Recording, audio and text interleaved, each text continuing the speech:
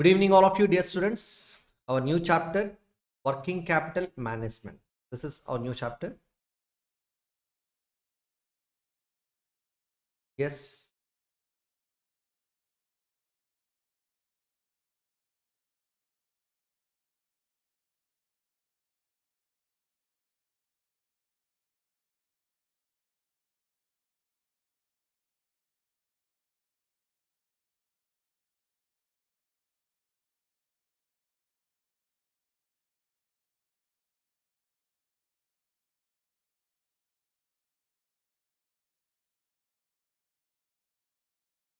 This is our chapter.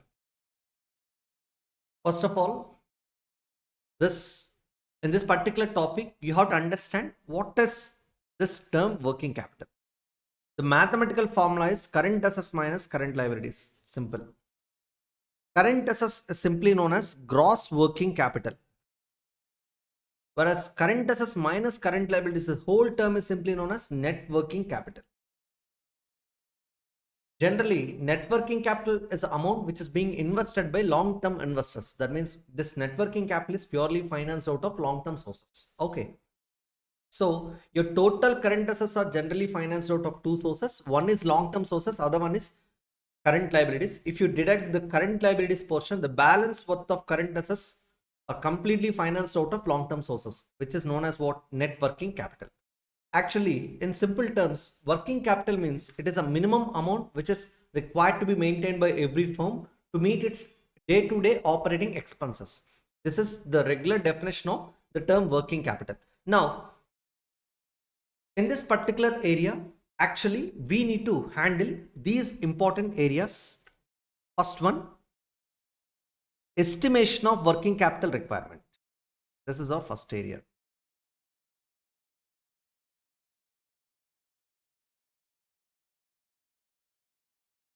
Wait.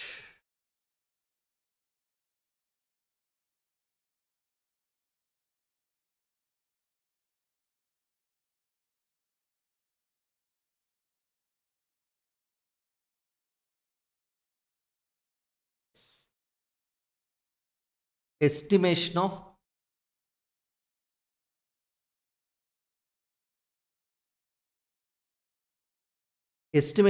working capital requirement.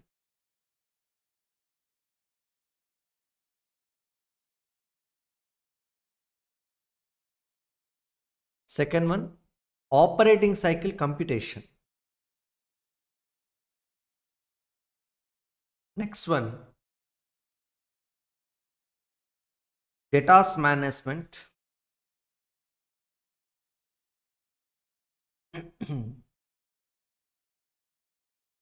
Cash management.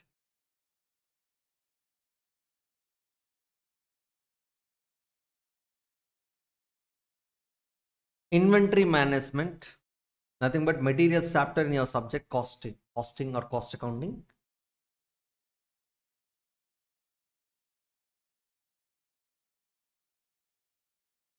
Next one,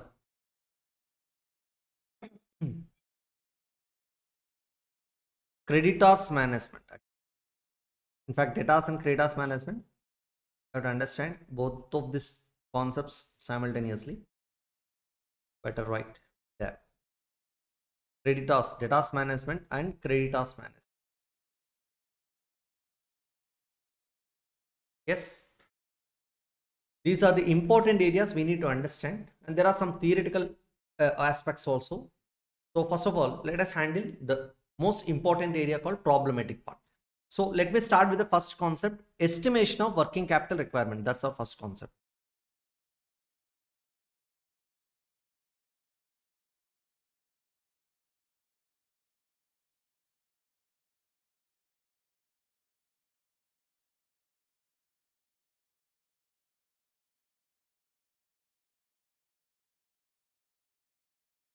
Estimation of working capital requirement. See, under this concept, first of all, we should have an idea. Every firm should maintain sufficient working capital to run their business smoothly. Maintenance of working capital means maintenance of stock of raw material, stock of work in progress, stock of finished goods, debtors, and then sufficient cash and bank balance. So to finance these items generally will dependent on the short-term sources called current liabilities, creditors, outstanding wages, outstanding overheads, and sometimes we can maintain bank overdraft also. So if you deduct such current liabilities from current assets total, the balance is your net working capital requirement. So here in this context, estimation of working capital requirement is nothing but net working capital requirement. Now, the question is, why should I maintain stock of raw material? Every firm should maintain stock of raw material for to support the uninterrupted production process. So for running your production on continuous basis, you should maintain sufficient stock of raw material based on your inventory policy.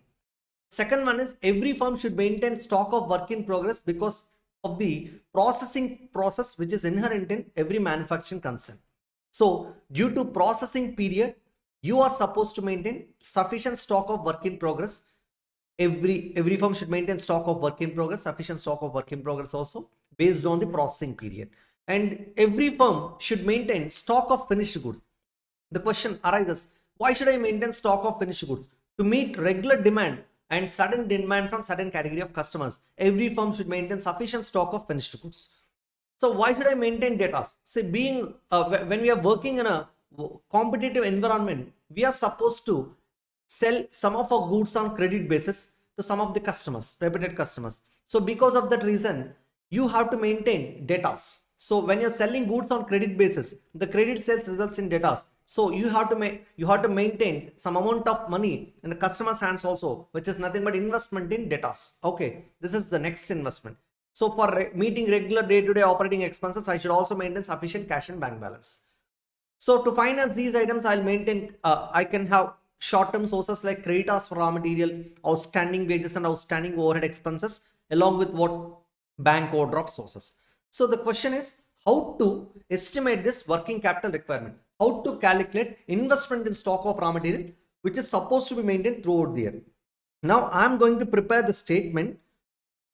In this statement, I'll write all the current assets components and current liabilities components, which are part and parcel of your estimation of working capital requirement. My dear students, the point is, any component that you're writing in this statement should be maintained throughout the year. That's the rule. Okay. So if I calculate investment in stock of raw material, such stock of raw material should be maintained throughout the year. Stock of work in progress, stock of finished goods, debtors, cash and bank balance. Those numbers should be maintained on an average throughout the year. So that's why you have to invest. And then even current liabilities also, those are the short-term sources available throughout the year. So this is the rule. Any item that I'm writing here, such items must be maintained throughout the year. There is a lot of conceptual background behind this. I'm just taking only the concepts and I'm just taking only the formula set here because we have only some limited time here, right? The first area is investment in stock of raw material. How to calculate this? Simple. Write the budgeted production units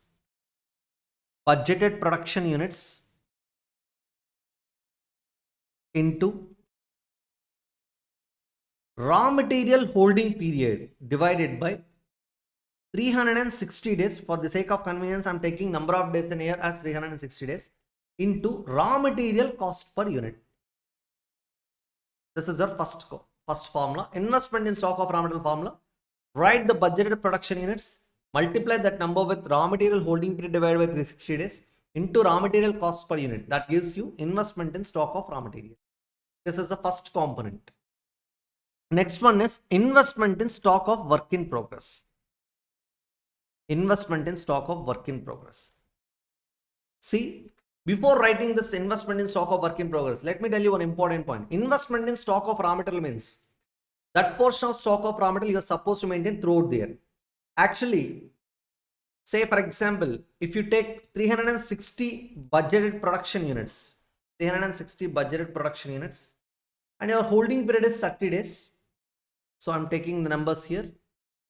360 units as your budgeted production units, and raw material holding period is 30 days divided by 360 days, 360 days. and raw material cost per unit is 100 rupees. So if you multiply these numbers, 360 into 30 by 360, I got 30 units. Such units must be maintained throughout the year into 100 rupees. So 3000 as the amount of stock of raw material that I should maintain throughout the year. In case if you consume the raw material from the stores, you have to buy the raw material immediately. On progressive basis, it will happen. But on an average, you are supposed to maintain 30 units of stock of raw material. If you consume 1 unit of raw material, you should buy 1 unit of raw material. So at any point of time, you should maintain 30 units of stock of raw material, which is supposed to be maintained throughout the year. That means your investment in stock of raw material is 3000 rupees at any point of time in the year. Okay, this is your first investment component. The second investment component is investment in stock of work in progress. The question is how much money is going to be blocked in the units which are in process. See, when the units are in process, along with the material cost, a portion of labor and manufacturing overhead cost will be blocked in your work in progress. How much portion of material cost and how much portion of labor and overhead cost is going to be blocked? You have to bifurcate such components, cost components, which are loaded in your work in progress investment. So I have to write raw material cost, labor cost, overhead cost. Let me write the component. First of all,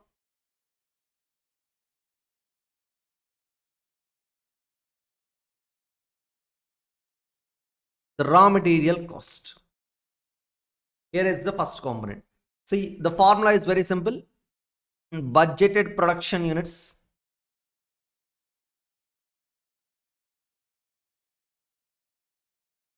into WIP work in progress holding period, which is also known as processing period, divided by 360 days into raw material cost per unit.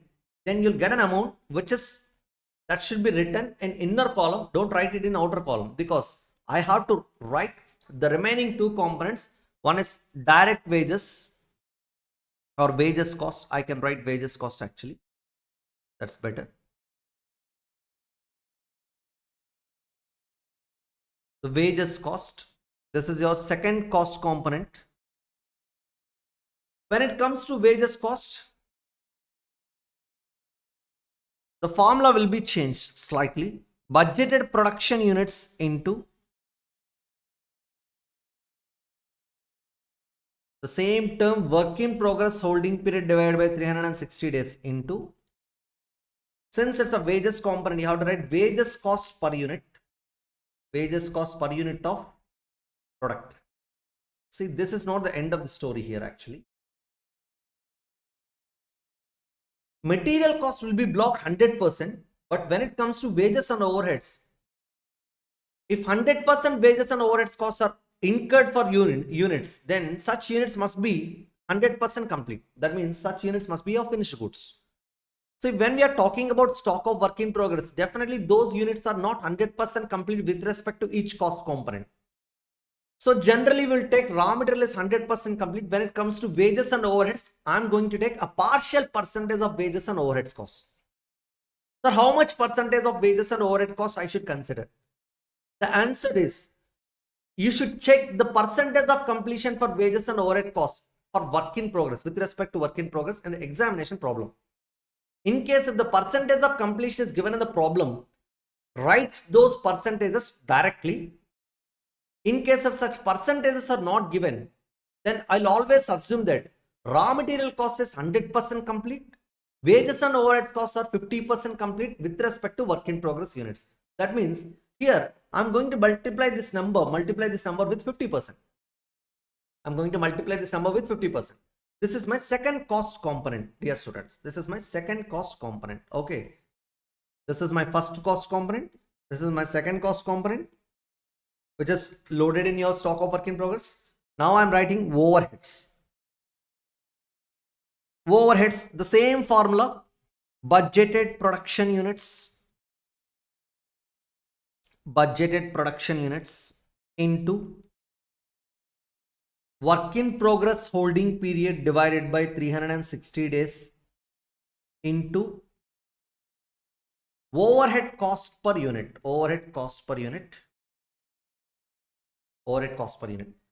See, just like wages, here also I'm going to take 50% completion with respect to overheads also. for work in progress units. See, these percentages may differ. That means the 50% that you have applied to wages and overheads may differ based on the problem, based on the information which is given in the problem. In case if these percentages are given as 40%, you have to write those percentages. If those percentages are given as 30%, you have to write those percentages only. Generally, they'll give you the percentages applicability to conversion cost. Conversion cost means wages and overheads cost are the conversion expenses which will convert raw material into finished goods.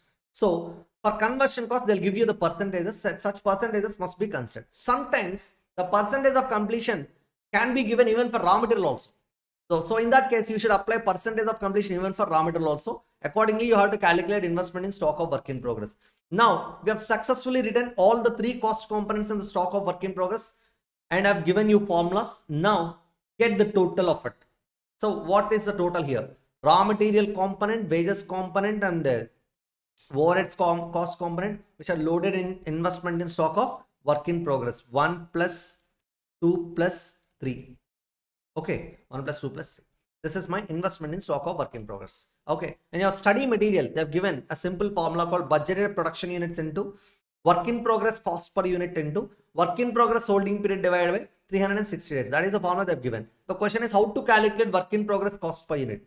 In such work in progress cost per unit, raw material is 100%, labor and overhead is generally 50%. In that way, you have to calculate. Instead of that, you better bifurcate these work in progress components into raw material, wages, and overheads. It's a better presentation. Okay, and convenient also. Now, let me go for the next component: investment in stock of finished goods.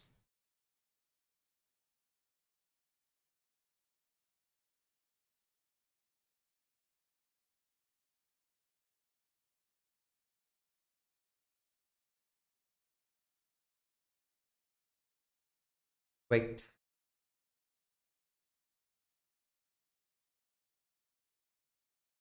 Investment in stock of finished goods. The formula will be budgeted production units into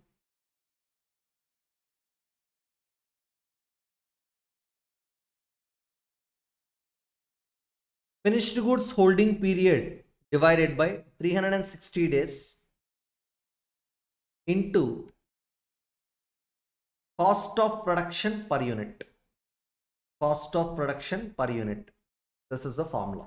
So what is the formula? Investment in stock of finished goods is equal to budgeted production units into finished goods holding period divided by 360 days into cost of production per unit. You can observe this cost of production per unit from the cost sheet, or you can collect this information from the cost statement which is given in the problem. This is my third investment. Now I'm moving to the next area, investment in stock of, investment in debtors. Actually, that is your next area.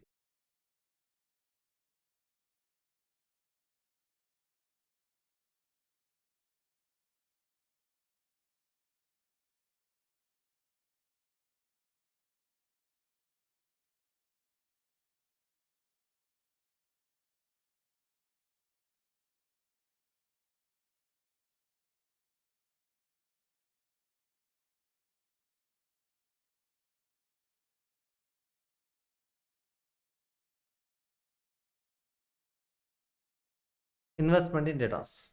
The formula is, see, for debtors I must consider credit sales units. So budgeted credit sales units into debtors collection period DCP divided by 360 days into cost of sales per unit. See, for debtors I'll consider total cost per unit or cost of sales per unit. So this is my investment in debtors. So what is the formula for investment in debtors? Budgeted credit sales units into debtors collection period divided by 360 days into cost of sales per unit. This is my next investment. So we are taking all the formulas, dear students. Cost of sales per unit means cost of sales which is calculated from cost statement. Okay. The next one is investment in debtors. Investment in cash and bank balance. Investment in cash and bank balance. This is my next investment. Get the total. Then we are going to get gross working capital generally. gross working capital. This is A. And now I'm going to define current liabilities. Current liabilities. Let me write the creditors for raw material. This is my first financing component. Creditors for raw material. I have to write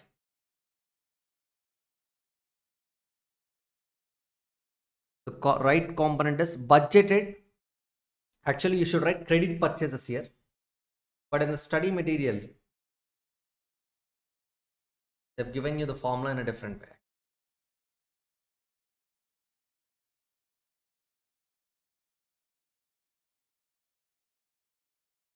In the study material, they're taking budgeted production units only for creditors also, because actually we are supposed to take budgeted credit purchase units. That's the right term, but still I'm writing the same formula given in the study material.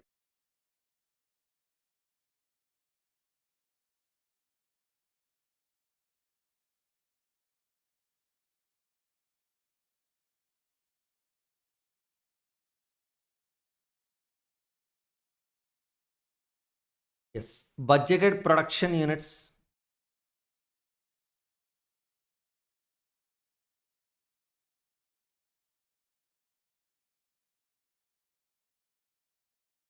Budgeted production units into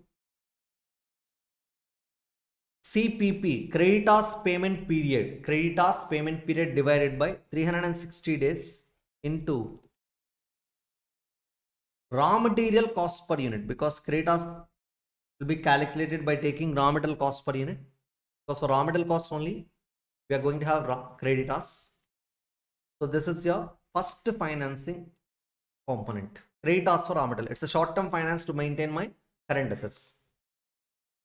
The next one is outstanding wages or accrued wages.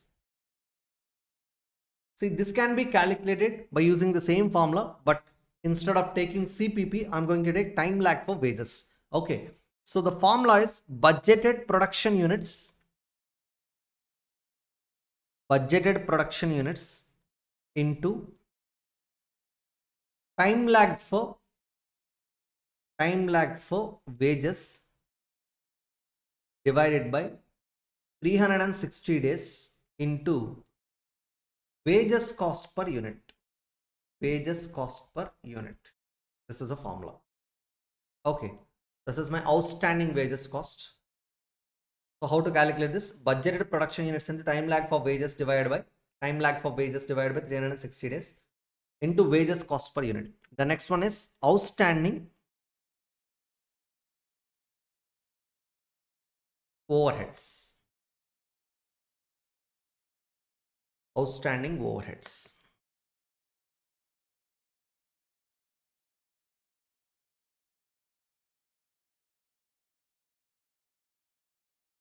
So the next one is outstanding overheads. Same formula set. Budgeted production units into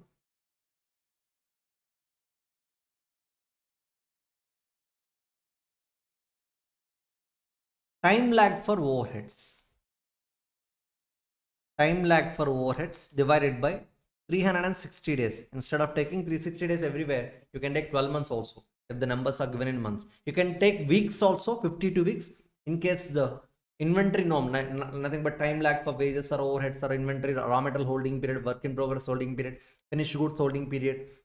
If these numbers are given in weeks, then the denominator must be 52 weeks. If these numbers are given in months, then the denominator term must be 12 months. If the number is given in days, you should consider 360 days. Okay. So outstanding overheads, overhead cost per unit. That's it. Okay. So budgeted production units into time lag for overheads divided by 360 days into overhead cost per unit. That's it. So with this, we have taken all the current liabilities. We have GST also in the material, in the study material. I can take that directly from the study material. I'm just taking the total here, current liabilities total. This is the general format actually. Net working capital. A minus B, total current assets minus total current liabilities, or gross working capital minus current liabilities, that gives me net working capital. See, this is my estimated working capital requirement, which may be deviated from the actual requirement sometimes because of the increase in the cost of the raw material or wages or overheads. That means you are estimating some cost components for the future. Accordingly, you are estimating the working capital requirement. In case if your actual raw material costs or wages costs or overheads costs are deviating from your budgeted cost statement, then you may need additional working capital, which you may not expect actually now. So because of this reason, I'm going to maintain some extra margin, which is known as safety margin, or with this is also known as provision for contingency. Provision for contingency. This is additional working capital. Provision for contingency. This is the additional working capital that I'm going to maintain. Say, for example, it can be 10% additionally, or 15% additionally, or 20% additionally, based on your estimation. So add accordingly such safety margin. Then finally, you're going to get total net working capital required, including safety margin or provision for contingency. Okay. This is the final statement. Actually, the estimated working capital requirement can be handled in these 3 steps. In step number 1, you need to write inventory norms. Inventory norms means raw material holding period, work in progress holding period, finished goods holding period, debtors collection period, creditors payment period, time lag for wages, time lag for overheads. These numbers you have to write it in the step 1. Okay. Once it is over, then go for step 2. In step 2, I'm going to prepare cost statement. It's a per unit cost statement. That means you have to write raw material cost per unit, wages cost per unit, overhead cost per unit. Okay. Write these cost per units. Cost per unit of each cost component. Then go for the step 3. Before going for step 3, sometimes this cost per unit statement can be prepared as a total cost statement by bifurcating your overheads into factory overhead, administration overhead, and selling and distribution overhead. So I can prepare full cost statement also. So based on such cost statement, I have to estimate the working capital requirement. So sometimes I may need to prepare full cost statement. Okay. Full cost statement. And that's what I need to prepare sometimes. That means direct material consumed, direct wages, direct expenses, prime cost, add factory overhead, gross works cost, add opening and closing, add opening work in progress, deduct closing work in progress. You're going to get networks cost. Then add administration overhead related to production or administration overhead. Then I'll get cost of production. Add what? Opening stock of finished goods less closing stock of finished goods. Then you'll get cost of goods. So then I'll add selling and distribution overhead along with sometimes general administration overhead can be added. Then I'll get cost of sales. Then add profit sales. See, from this cost statement only, I'm going to pick the numbers for estimating the working capital requirement, which I'm going to prepare in step number 3. That is step number 3, estimation of working capital requirement. Estimation of working capital requirement. This statement should be prepared based on the format that I've given just now. Okay. So just now we have discussed about this this particular working capital statement. The statement can be used in step number 3. Okay. With this, the estimation part is completed. So while estimating this working capital requirement, you should consider some of the points. What are the points, sir? See, in cost statement, if you find depreciation in the overhead, please exclude it. Depreciation should be excluded. Then accordingly, this depreciation must be excluded from working capital requirement. Your stock of work in progress, if at all, if your stock of work in progress is loaded with depreciation, then please exclude it immediately. If your stock of finished goods is loaded with depreciation, exclude it. If your debtors is valued at cost of sales, then such cost of sales must be excluded with depreciation. So these are the points you should remember. Whenever you're seeing the depreciation, that should be excluded from cost statement. In case of the working capital components are given, then deduct this depreciation part from the respective inventory or debtors component or current liabilities component also. Generally, you can never find depreciation in the current liabilities. Okay. This is one important point you must remember. And also, while estimating the working capital requirement, You have to calculate investment in data. Always data should be valued at cost of sales, which is excluding depreciation. And I'm not taking profit also here. Generally, data should be valued at selling price. But for working capital requirement purpose, I'm going to take cost of sales. Sometimes I may take selling price also based on the assumption which is given in the problem. In case if there is a specific point in the examination problem that they are clearly mentioning, by clearly mentioning that data should be valued at selling price, then you should not calculate the data's value by taking cost of sales. Then data's investment in data must be calculated by taking selling price into consideration. Okay, these are the important points you must consider while estimating the working capital requirement. Should please keep it in mind always while solving the problems. Okay, with this, the first area called estimation of working capital requirement is over. Now I'm moving to the next area, calculation of net operating cycle.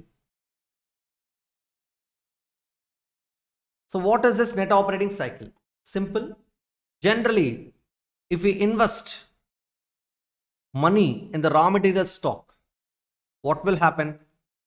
Will held that raw material for certain period. If you input such raw material into process, that becomes stock of work in progress. And it takes some time period to convert work in progress into finished goods. Then I'll get stock of finished goods.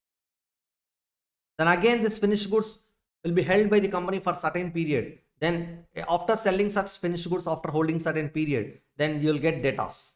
And again, this debtors will take some time to, for every firm will take some time to collect these debtors or receivables, and finally I'll get cash. So cash will be converted to raw material stock, then work in progress, then finished goods, then debtors, and finally I'm going to get cash. So the question is, see, in this cycle, if you look at this cycle, this is a cycle which is known as which is known as operating cycle. You are holding the raw material for certain period. This is raw material holding period. You're holding the work in progress for certain period. That is work in progress holding period. You're holding the finished goods for certain period. That is finished goods holding period. And you're also holding the debtors for certain period. That is debtors collection period. If you add all these numbers, raw material holding period plus work in progress holding period plus finished goods holding period plus debtors collection period, the total is known as gross operating cycle period. Let me write the formula. Gross operating cycle period is equal to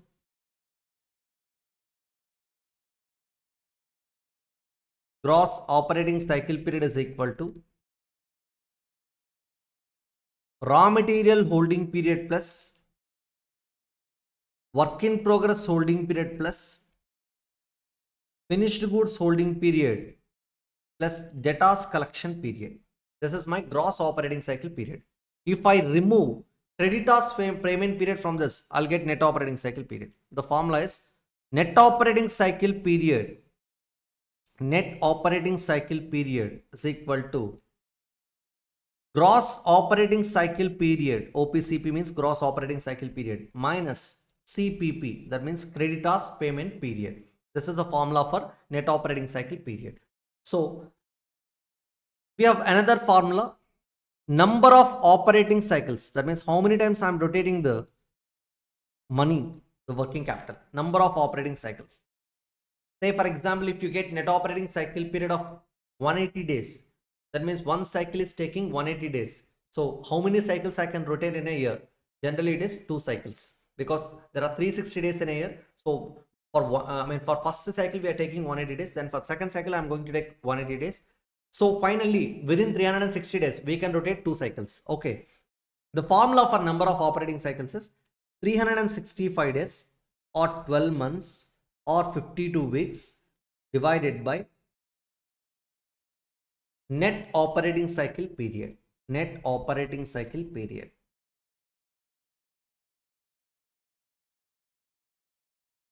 Okay. And also I can estimate the working capital requirement from this. Working capital requirement can be estimated even from operating cycle period also. The formula is cost of sales or operating cost divided by number of operating cycles. Number of operating cycles. This is what the formula for working capital requirement.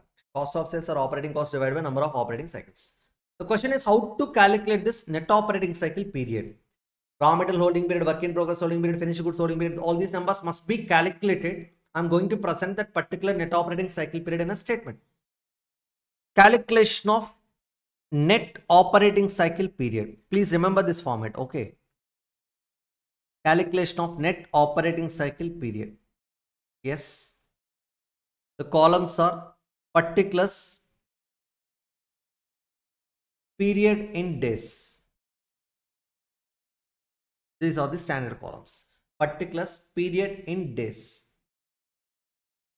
The first formula is raw material holding period.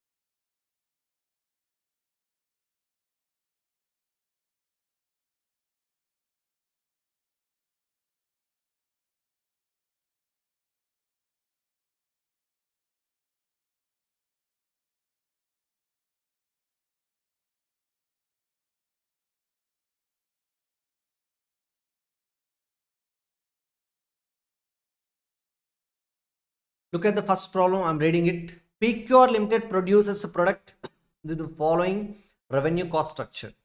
Raw material cost per unit 115, direct labor is 80, overheads is 37, total cost is 232, profit is 58, selling price per unit is 290. So now look at the inventory norms. Average raw material in stock, that means raw material holding period is 1 month. Average materials in process, half a month. This is work in progress holding period. And we are taking 100% raw material, labor and overheads as 50% complete for work in progress units. Average finished goods in stock, finished goods holding period 1 month. Creditors allowed by suppliers, creditors payment period 1 month. Creditors allowed to debtors, debtors collection period 2 months. Time lag in payment of wages, half a month. Time lag in payment of overheads, 1 month. 1/4 of the sales are on cash basis. That means 3/4 are on credit basis applicable for debtors. Cash balance is expected to be 1,60,000. You are required to prepare a statement showing the working capital needed to finance an activity level of 60,000 units of annual output. This is what your budgeted production units. Budgeted production units. Budgeted production units. The production is carried throughout the year on even basis and wages and overheads accrue uniformly. Debtors are taken at cost. You have to consider cost for calculating investment in debtors. That's what the point you must remember. Now, already the cost statement is given and inventory norms are right away available. I can estimate the working capital requirement. I can prepare the statement directly. Look at the statement. Statement showing estimation of working capital. What is the first component? Investment in stock of raw material. What is the formula? Budgeted production unit 60,000 into raw material holding period is 1 month actually. So 1 divided by 12. Actually, we should write that number in the second leg actually. Now, the last one is raw material cost per unit. The study material, they have taken raw material cost per unit first, then they have taken raw material holding period divided by 12 months in the third component. Okay. So instead of that, you can follow our format and write accordingly because it's merely a multiplication. A into B or B into A, both are same. Okay. Investment in stock of raw material. So this will give you investment in stock of raw material. I'm taking 60,000 into raw material holding period 1 by 12 into raw material cost per unit 115. I got 5,75,000 investment in stock of raw material. Now investment in stock of work in progress. Budgeted production units into work in progress holding period divided by 12, 1 by 12 into raw material cost per unit. Actually, they've taken into 1 by 2 actually again. So let me multiply 60,000 into 1 by 12. Okay, fine. The work in progress holding period is half a month only. Okay. You better write your own formula instead of following this formula. I'll write like this. The raw material cost component which is included in work in progress is 60,000 units into 0.5 by 12. Why? Because that is half month period into raw material cost per unit is 115. That's enough. This will give you the number, required number. 60,000 into 0.5 by 12 into 115. I got 2,87,500. Coming to direct labor, the answer will be changed because actually for direct labor and overheads, it is only 50% complete. Okay.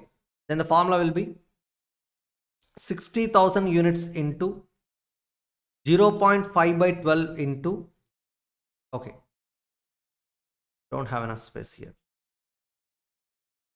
I'll write it here.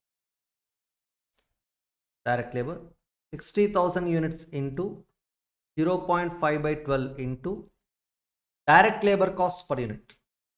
That is 80 into 50%. I should multiply 50% also.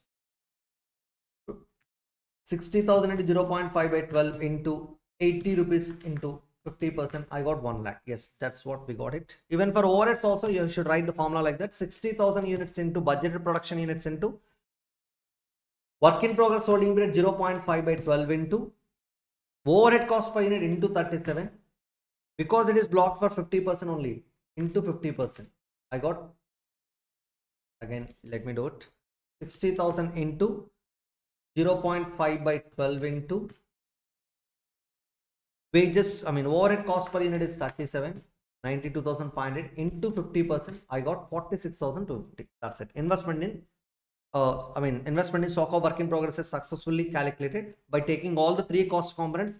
In these three components, material is 100% complete, whereas labor and overhead is 50% complete. So if you get the total, you'll get 4,33,750. Now investment in stock of finished goods, how to get it?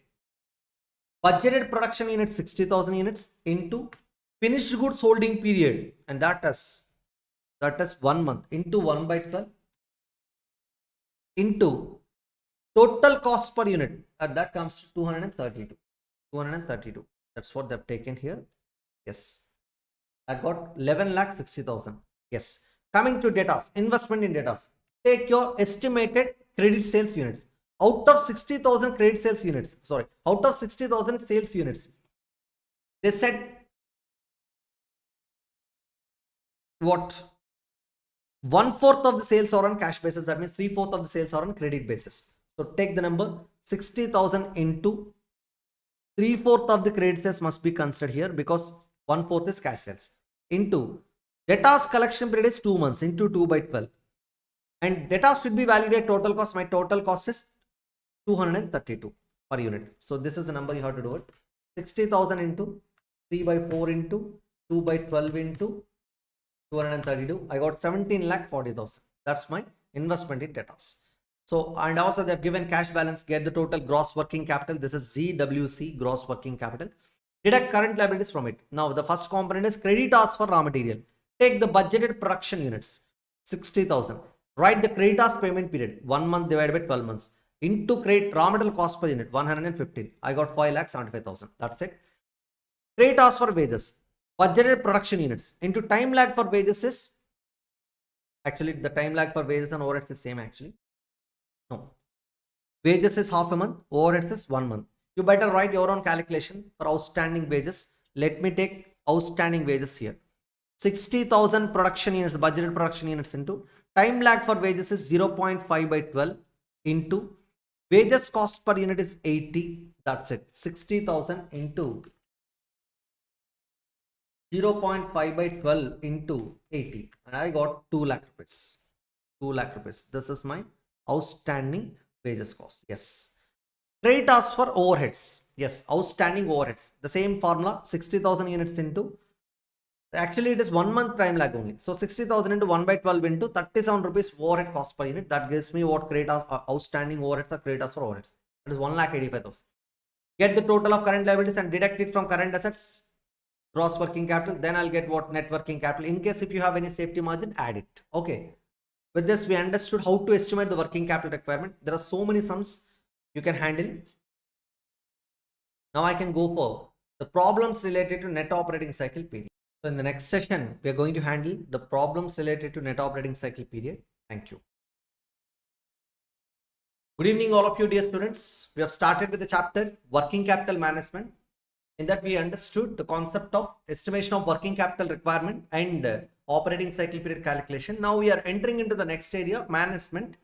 So as part of that, I've started with receivables management. So in this receivables management or debtors management chapter, we are going to understand one important area called evaluation of alternative credit policies.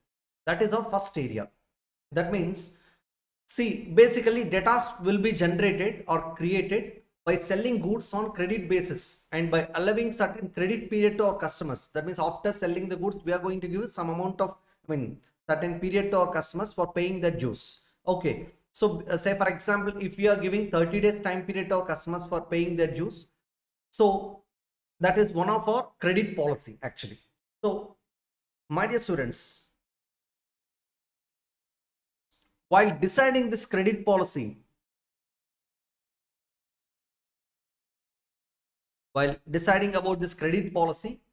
we should analyze two important factors, costs and benefits associated with the credit policy. So because we are always concerned with what? We are always concerned about the costs and benefits regarding our decision making. Okay. So while selecting this credit policy, we should select the best category of customers, selection of the customers, and also we should decide the amount of credit to be sanctioned. Nothing but, the worth of credit, worth of raw material, worth of finished goods can be sold to the respective customer. And the last one is the time period that we are allowing to our customers, nothing but the credit period. So the selection of the customer, credit sanctioning, nothing but the worth of the goods can be sold on credit basis to specific category of customers. And then the next one is credit period. That means the time period we are allowing to our customers for paying their dues. All these three things are part and parcel of our credit policy. But we are going to analyze the costs and benefits, the evaluation of costs and benefits associated with our credit policy, nothing but the credit period. So we need to discuss about the credit period, which is part and parcel of our credit policy. See, the organizations can follow several credit policies, and in such credit policies, say for example, right now the credit policy of the company is to allow 30 days to our customers for paying their respective dues. This is one of the credit policy. See, for this credit policy, I can get some amount of sales, and from that if I recover all my expenses, I'll get some amount of profit. This is my one of the credit policy. Now the company is planning to change the credit policy, nothing but liberalize the credit policy by extending the time period to our customers for paying their respective dues. Say for example, right now we are allowing 30 days time period to our customers. Now we are planning to extend our credit period from 30 days to 40 days or 30 days to 50 days. Like that, that means I'm going to modify the credit policy. So for example, if this is policy 1, then 40 days will be a policy 2 and 50 days will be a policy 3. See, for these policies, I have to calculate the benefits and costs. Nothing but I should write the sales amount, nothing but the credit sales amount, and also I should write the expenses along with, with respect to each credit policy. Then finally, I must calculate my profit. See, for alternative credit policies, you have to calculate the benefits, nothing but the revenue, credit sales, and also the expenses, variable and fixed expenses, along with other expenses also. So if you recover such expenses from sales, ultimately I'm going to get net benefit. So I'm going to choose the alternative where my net benefit is maximum. So the first area is evaluation of alternative credit policies, nothing but selection of the best credit policies, selection of the best credit policy out of many policies in order to maximize our net benefit. So as part of that, I have to do what? Evaluation of alternative credit policies. We have a format for this, for evaluation of alternative credit policies. See, it's the format which is given in the study material is more than enough. That is very clear. I'm going to explain the format with the help of our study material. Okay, let me go for that. Yes, here is the format. Evaluation of the credit policies. Example 1. See, this is independent policy evaluation approach. We have two methods for evaluation of alternative credit policies. One is total approach, another one is incremental approach. So let us start with the total approach. That means under total approach, for every policy independently, I'm going to calculate net benefit. So what are the standard columns under this approach? Under total approach, take the columns particulars, existing credit policy, Proposed policy 1, that means if say for example in our discussion 30 days is our existing credit policy. Now we are planning to extend our credit period from 30 days to 40 days. So let us take the policy option 1, proposed policy 1. This is 40 days period. Proposed policy 2, 50 days period. Proposed policy 3, 60 days period. See, when I'm extending my credit period, what is the benefit I can derive? Simply, when I'm giving more time period to our customers, I can generate more sales. So the first area is credit sales will be increased. That's a benefit. So A, see, expected profit I need to calculate. First of all, let me write the credit sales. For every policy, I should write the credit sales. Generally, from one policy to one existing policy to policy 1, policy 2, policy 3, your sales is going to be increased. See, I'm not talking about cash sales here. I'm talking about credit sales only. Okay. So from credit sales, I must recover my expenses. Please write your total cost other than bad debts and cash discount. You please write this term also, other than bad debts and cash discount. So total cost, your total cost is loaded with two components, variable cost and fixed cost. Write the variable cost and fixed cost for the respective credit policies. Generally, the variable cost is the ratio of sales, whereas your fixed cost is a constant number. Write the numbers in the respective columns. Deduct such total cost other than bad debts and cash discount. Then you'll get profit before adjustment of bad debts and cash discount. You can write like that, or else you can live. Yes.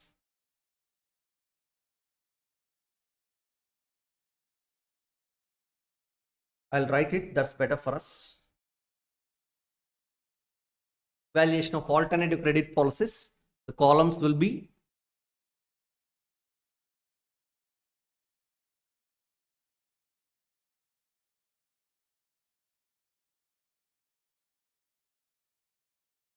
particulars, existing policy, proposed policy 1,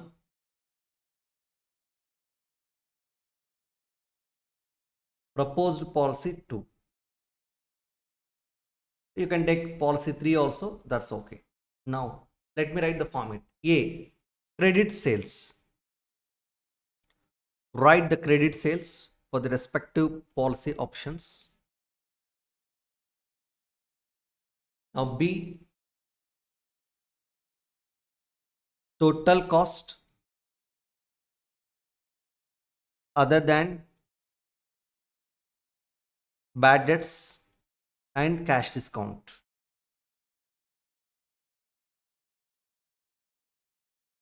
Here is your total cost other than bad debts and cash discount.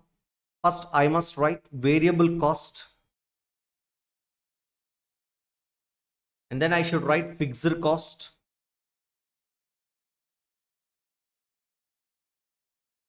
Yes.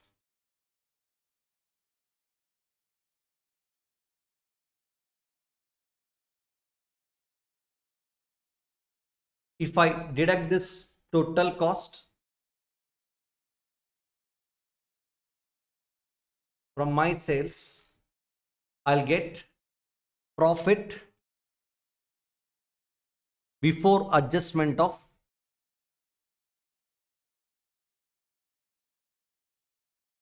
bad debts and cash discount. You have to arrive this number. That will be A minus B. Okay. From this, please deduct your bad debts and cash discount.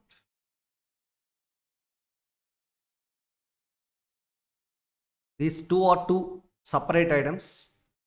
Write the bad debts and cash discount for the respective columns. Deduct it. Then I'll get profit before tax, income tax. From that, please deduct your income tax. Then I'm going to get profit after tax less opportunity cost of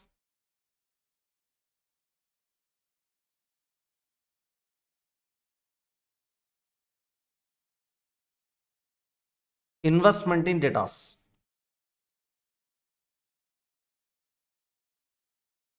This one we need to calculate actually. If you deduct this opportunity cost of investment in debtors, then ultimately I'm going to get net benefit. Yes. So after calculating, after arriving these net benefits for the respective credit policies, I'll adopt such credit policy where my net benefit is maximum. Okay. So I'll choose the alternative credit policy where my net benefit is maximum. Now the question is, sir, how to calculate opportunity cost of investment in debtors? Generally, this opportunity cost of investment in debtors,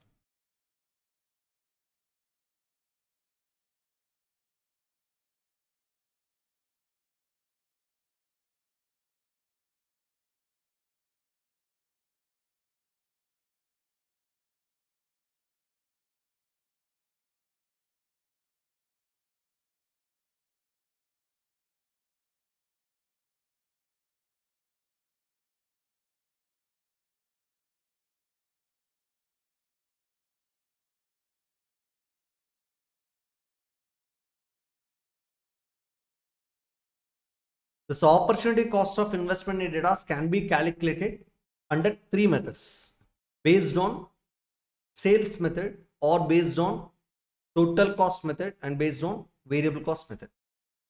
Let me write it.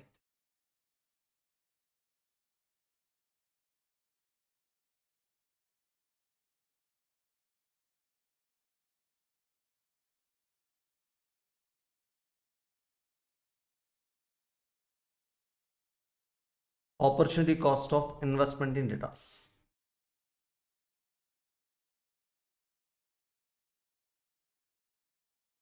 First one, based on credit sales or sales. Second one, based on total cost. Third one, based on variable cost.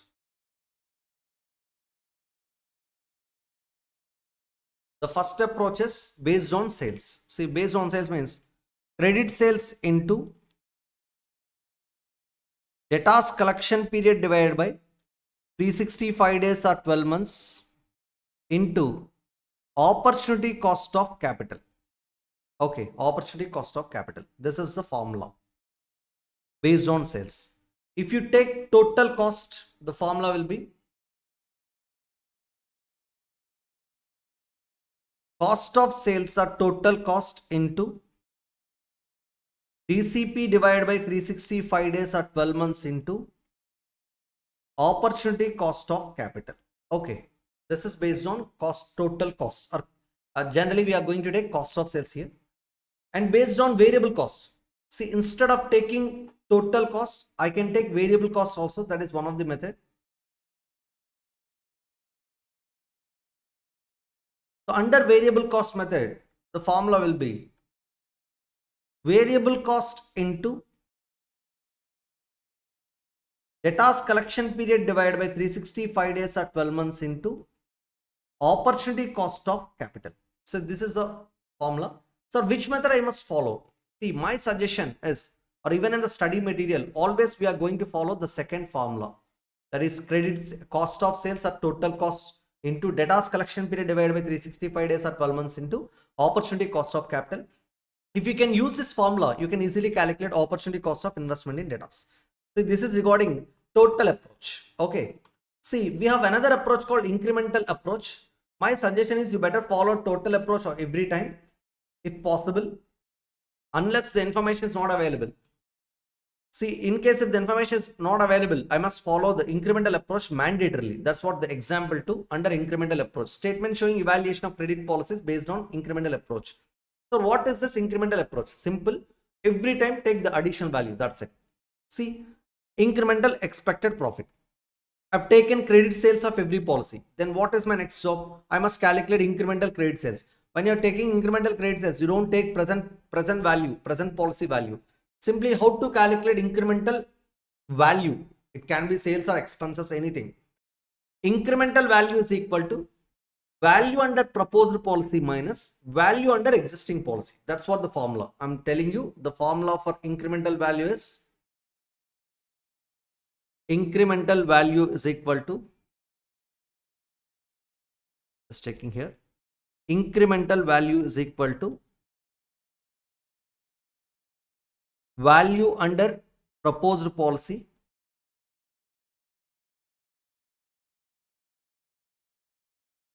minus value under existing policy. This is a formula. If you take the sales under proposed policy minus sales under existing policy. If you take variable cost under proposed policy minus variable cost under existing policy. This is the formula, a simple formula. Everywhere you must apply this formula only. Now, let me go for that. Incremental credit sales. That means proposed policy 1 value minus existing policy 1 value. So, existing policy value. Proposed policy 1 value minus present policy value. So, that means credit sales under proposed policy 1 minus credit sales under present policy 1. So, where I should write? Here. That's my incremental credit sales with respect to policy 1. In the similar way for policy 2 also. Credit sales under proposed policy 2 minus credit sales under present policy. That will be my incremental credit sales with respect to proposed policy 2. Like that you have to calculate for even for policy 3. So once we get it, what I should do? Incremental cost of credit sales. How to calculate it? Write the variable cost. Write the fixed cost. Get the incremental value. Nothing but what? If you take variable cost under policy 1 minus variable cost under existing policy. Variable cost under policy 2 minus variable cost under present policy. Like that you have to write incremental variable cost, incremental fixed costs. Deduct the incremental total cost from your incremental credit sales, then you'll get incremental profit before adjustment of incremental bad debts and cash discount. So what is my next job? Incremental bad debts losses. So how to calculate incremental bad debts losses? Bad debts losses under proposed policy minus bad debts losses under existing policy. In the respective column, you have to write the numbers. Say for example, if you take the policy 1, write the incremental bad debts losses like this. Say for example, under policy 1, my bad debts losses are 1,50,000, whereas under my existing policy, my bad debts losses are only 1 lakh. Then you should write incremental bad debts with respect to policy 1 is 50,000. Okay, like that. You have to write incremental cash discount also. Then you'll get incremental expected profit after recovering these bad debts and incremental cash discount also. So once we get incremental expected profit, deduct tax from it, then I'll get incremental profit after tax. Then what is my next thing? I have to deduct opportunity cost of investment in data. Generally, even that number also should be calculated by taking incremental values. Nothing but opportunity cost of investment in incremental data. Okay. See, they've calculated like this. Required return on incremental investments. Cost of credit sales, right? The cost of credit sales for every column with respect to each credit policy. Collection period in days, write it. Investment in receivables. A into B divided by 360 or 365. Okay, A into B divided by 365 or 360. This is investment in receivables on the basis of revenue or on the basis of sale value. So if you get investment in receivables, what is my next job? Incremental investment in receivables must be calculated. How to calculate incremental investment in receivables? Investment in receivables or investment in debtors with respect to policy 1 minus investment in receivables with respect to present policy is my incremental investment in receivables for policy 1.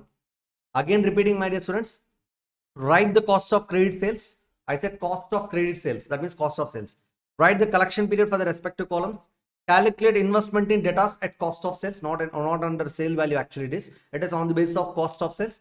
So investment in debtors on the basis of cost of sales, it is simply cost of sales into collection period divided by 365 days. That means A into B divided by 365 days, or sometimes I can take 360 days also. Once we get investment in debtors, then how to calculate incremental investment in debtors? Investment in debtors for policy 1 minus investment in debtors for existing policy. Like that you have to calculate investment in incremental investment in debtors or incremental investment in receivables. Multiply such incremental investment in debtors with required rate of return. You please don't consider incremental required rate of return. Just take the required rate of return percentage. Apply such percentage on the respective incremental investment in debtors. Then I'll get opportunity cost of incremental investment in debtors. So this is what required return on incremental investment in incremental investments. Nothing but I can write here. Opportunity cost of incremental investment in debtors. That's what the term it is actually. So I'm taking incremental opportunity cost here. Okay.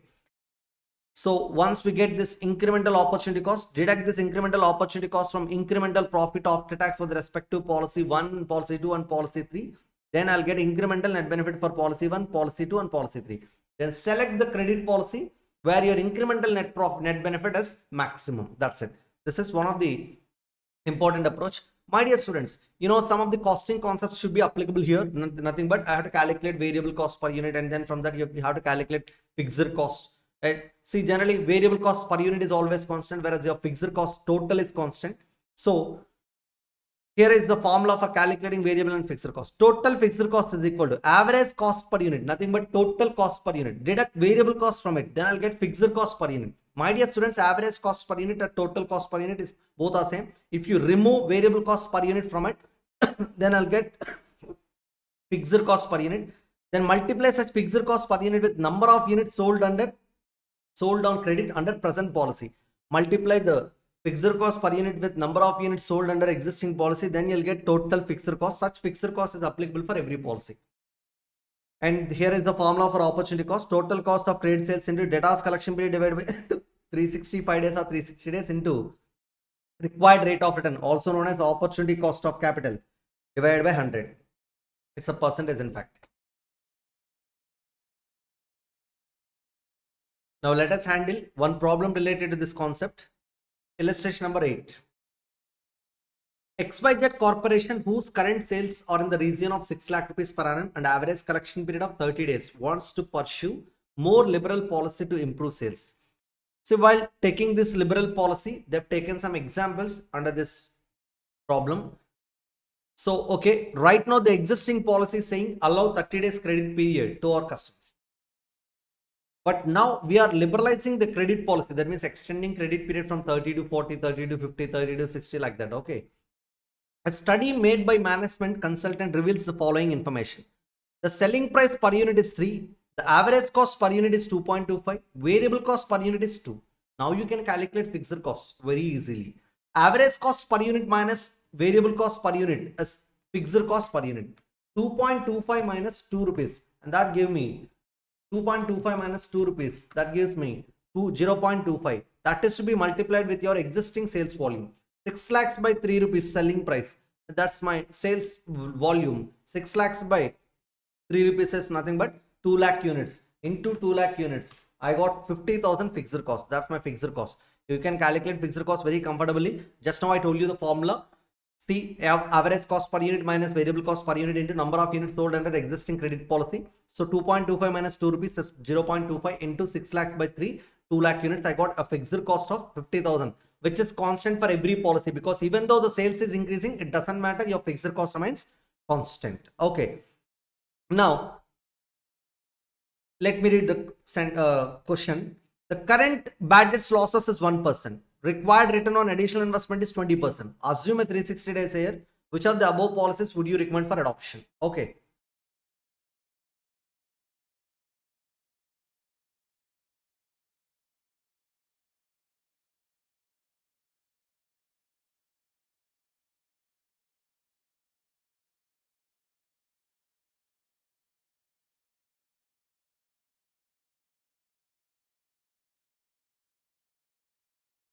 We have some missing information in this problem. So write the bad debts percentage under all the policies. Existing policy 1%, proposed policy A 1.5, 2% for B, 3% for C, 4% for D. And also the credit sales for existing policy 6 lakhs. Policy A 6 lakh 30, 6 lakh 48, 6 lakh 75, 6 lakh 90,000. These numbers must be given in the problem itself. You can't take these numbers as an assumption. Okay. So there is a missing information. They're supposed to give these numbers. Unfortunately, that part in the problem is missed. Okay. And the study material. So now, which of the above policies would you recommend for adoption? Yes. Let me evaluate all these 4 policies. Actually, those 4 policies are not given here. In fact, the information is missing. Now I'm just taking the information here. Present policy 30 days, that was given. Option A, option B, option C, option D. 40 days, 50 days, 60 days, 75 days. This is the information which is missed in this particular problem, along with credit sales also. Now, you know the format, credit sales, write the credit sales in all the columns. Yes, when I'm extending the credit period from 30 to 40, my sales has been increased to 6 lakhs to 6 lakh 30,000. And if my credit period is 50 days, I'm increasing my sales from 6 lakhs to 6 lakh 48,000. That means my sales has been increased. Okay, like that, I'm taking credit sales under all the credit policies. Now I have to write total cost other than bad debts. So what is my first cost? Variable cost. You know that out of your total cost, 2 rupees is your variable cost. So simply out of 3 rupees selling price, 2 rupees is variable cost. 2/3 is my variable cost. You know the variable cost ratio formula, variable cost per unit divided by selling price per unit, 2/3. Okay, 2/3 is my variable cost. So 2/3, please apply 2/3 on your credit sales to get variable cost. So simply 6 lakhs into 2/3, 4 lakhs, 6 lakh 30,000 into 2/3, 4 lakh 20,000. Like that, you have to calculate variable cost for all the policies. Your fixed cost remains constant for all the policies, 50,000 only, no change in it. Deduct this total cost from credit sales, then I'll get profit before adjustment of bad debts and cash discount. You know, 6 lakhs minus 4 lakh 50,000, I got a profit of 1 lakh 50,000. That's my profit before adjustment of bad debts and cash discount. That was not given here. They have just taken total cost only, and then they have written bad debts, and finally they got expected profit because the cash discount is not available here. Okay, so like that, you have to calculate even for proposed policy A, get the total cost, deduct it from credit sales, then arrive the number profit before adjustment of bad debts. Then deduct this bad debts. You know, the percentage of bad debts under existing policy is 1%. 6 lakhs into 1%, 6 lakhs into 1%, 6. Okay. 6,000. 6 lakh 30,000 into, for policy A, the bad debts percentage is 1.5%. Okay, into 1.5%, 9,450. Look at the numbers. Okay. Then 6 lakh 48,000 into 2%, it is 12,960. And option C, 6 lakh 75,000 into 3%, that is 20,250. Okay. And then 6 lakh 90,000 into 4%, and that is 27,600. Deduct this bad debts from your credit sales. I mean, nothing but, yeah, from the profit before adjustment of bad debts and cash discount. Then I'll get expected profit before tax, that is PBT, this one. Okay. The tax rate is not given in the problem, so I'm just taking PBT as PAT. Okay, profit before tax is nothing but profit after tax. This is your profit after tax. Deduct this deduct opportunity cost of investment in data from profit after tax, then arrive this net benefit. So how to calculate opportunity cost of investment in data? There is a separate working note here. Okay, look at this working note. Opportunity cost of average investment in data. I already told you the formula for investment in data is opportunity cost of investment in data is total credit sales into debtors collection period divided by 365 days or 360 days into required rate of return, or it is also known as opportunity cost of investment in debtors. Okay, the opportunity cost percentage, or opportunity cost of capital percentage. Now, total cost, if you take the present policy, my total cost of credit sales is 4 lakh 50,000. Here is the number. This is my total cost of credit sales, variable cost plus fixed cost. Okay, 4 lakh 50,000 into debtors collection period under existing policies 30 by 360. I'm taking 360 days in a year into opportunity cost of capital percentage or required rate of return percentage. The problem is 20%. Here is your required rate of return on your investment. So into 20%, 20 by 100. So I got a opportunity cost of 7,500 under existing policy. Coming to policy A, take the total cost of credit sales again, 4 lakh 70,000. 4 lakh 70,000 into debtors collection period is 40 days. 40. See, 4 lakh 70,000 into my collection period is 40 days under policy A into 40 by 360 into opportunity cost of capital percentage is 20%. So I got a number of the opportunity cost of 10,444. Yes. Like that, you have to calculate for option B, option C, option D by taking 50, 60, 70 days respectively, and by taking the respective total cost of credit sales, and by multiplying what the opportunity cost of capital percentage or required rate of return. Okay. After deducting this opportunity cost from my profit after tax, I'll get net benefit, and choose the alternative way your net benefit is maximum. You know, the highest net benefit I can achieve is option A. So I'm going to adopt proposed policy A because it is going to increase my net benefit, because I'm going to earn higher net benefit as compared to other policies. Okay, you can write the conclusion like this: it is advisable to adopt option A because the net benefit is maximum. Okay. This is under total approach. Another method of solving the problem is incremental approach, if you remember. Okay. Here we assume that sales are on credit sales. Of course, all the sales given in the problem itself as credit sales. Otherwise, we cannot handle this problem. Okay. Now, under incremental approach, what is my first job? Write the incremental sales. Have you observed one thing? My existing credit sales is 6 lakhs. By choosing policy A, I'll get an additional sales of 30,000. B, 48,000. C, 75,000. D, 90,000. Simple. Option A, credit sales minus existing policy credit sales.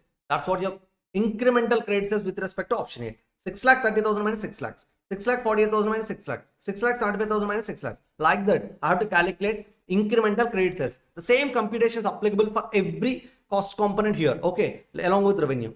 Now, incremental variable cost. Simple.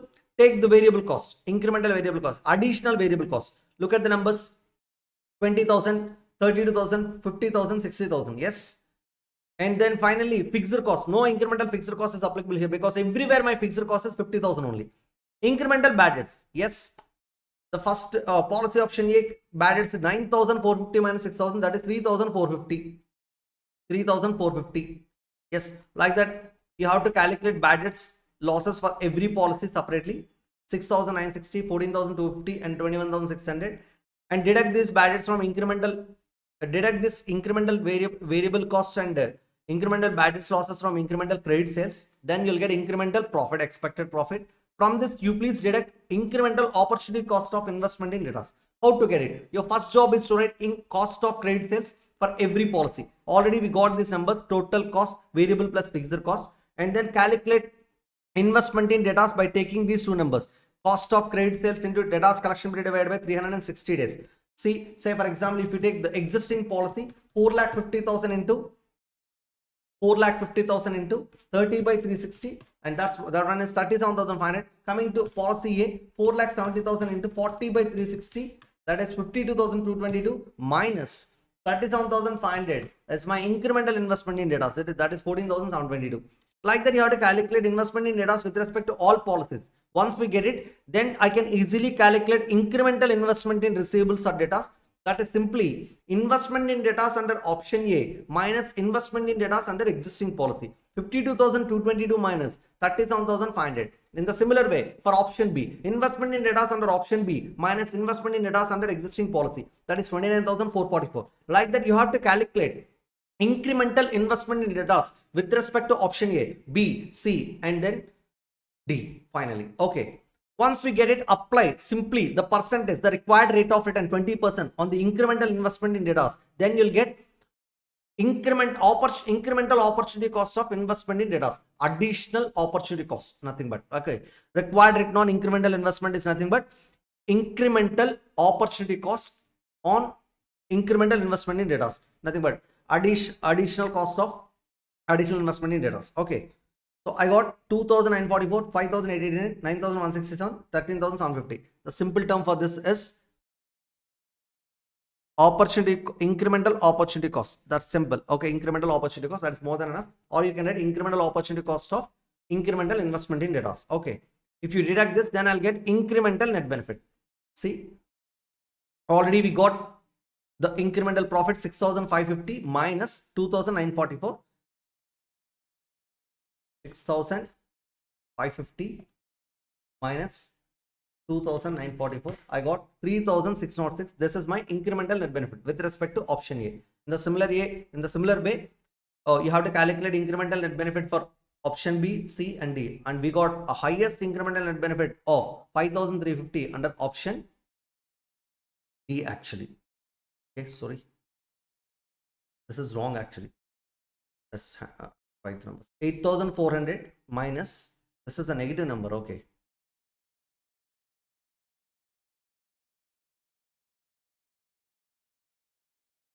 Let me write the numbers. For option D, it is 8,400 minus 13,750. It will be 5,350 negative. Okay. The only number which is maximum is option A. So either under total approach or under incremental approach, you should select only one policy. That is option A only. Okay. So since the incremental net benefit is higher for option A, I must adopt policy option A. Okay. The proposed policy A should be adopted since the net benefit is higher under this policy as compared to other policies. Okay. See, the third method, there is another method which is given in the problem. Another method of solving the problem is by computing the expected rate of return. See, here is the formula: incremental expected profit divided by incremental investment in debtors. So for example, if you take policy A, incremental net benefit, how much it is? 3,606 divided by, sorry, incremental net benefit. Sorry, that is incremental expected profit. Incremental expected profit divided by incremental investment in debtors, 14,722. So what is the formula? Incremental expected profit divided by incremental investment in debtors. 6,550 is my incremental profit, expected profit under option A. That is to be divided with what? Incremental investment in receivables, that is 14,722. Just now I told you. So it is 6,550 divided by 14,722. See, that is 44.49%. You have to calculate this expected rate of return for policy B, policy C, policy D also. My dear students, let me tell you one important point here. This formula should be solved. I mean, this formula should be applied only if it is specifically asked in the examination. My suggestion is don't follow this method. You better follow total approach. If in case if the information is not sufficient enough to handle total approach, you better go ahead with what? Incremental approach. See, this third method should be applied only if it is specifically asked in the examination. That's my suggestion. Okay. Yes. In fact, this third method is an extension of second method only. Okay. With this, the debtors management part is completed. Now we can go for the next area called cash management.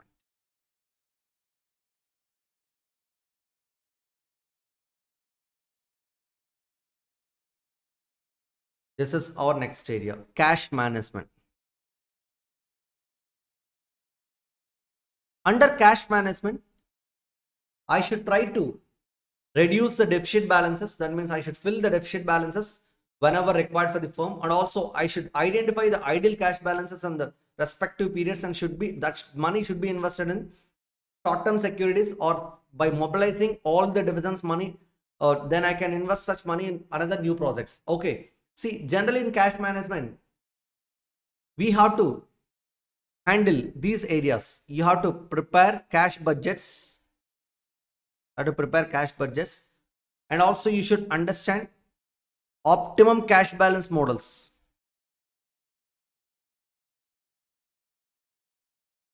Optimum cash balance models. How much cash I should maintain? Optimum cash balance models. These are the two important areas I need to understand. Let me go ahead with the first area, second area called optimum cash balance models. Optimum cash balance, also known as cash management models. Okay. See, this optimum cash balance is purely decided based on the demand for cash. The demand for cash can be certain or uncertain. If the demand for cash is certain,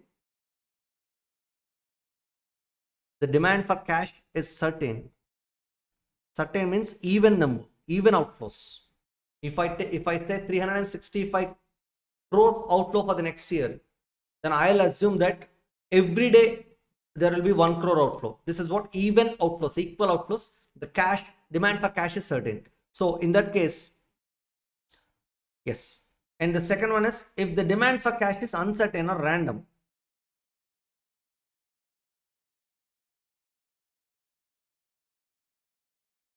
Uneven outflows. I'm not sure about where I'm going to incur huge expenditure and where I'm going to incur least expenditure. I'm not sure about it. The point of time is not certain.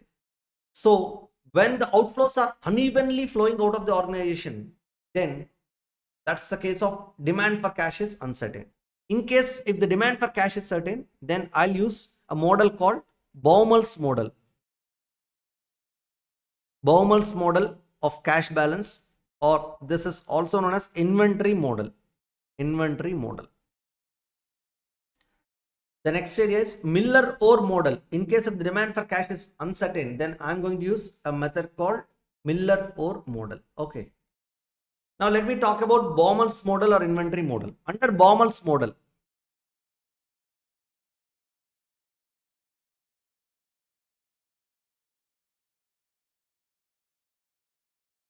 or inventory model.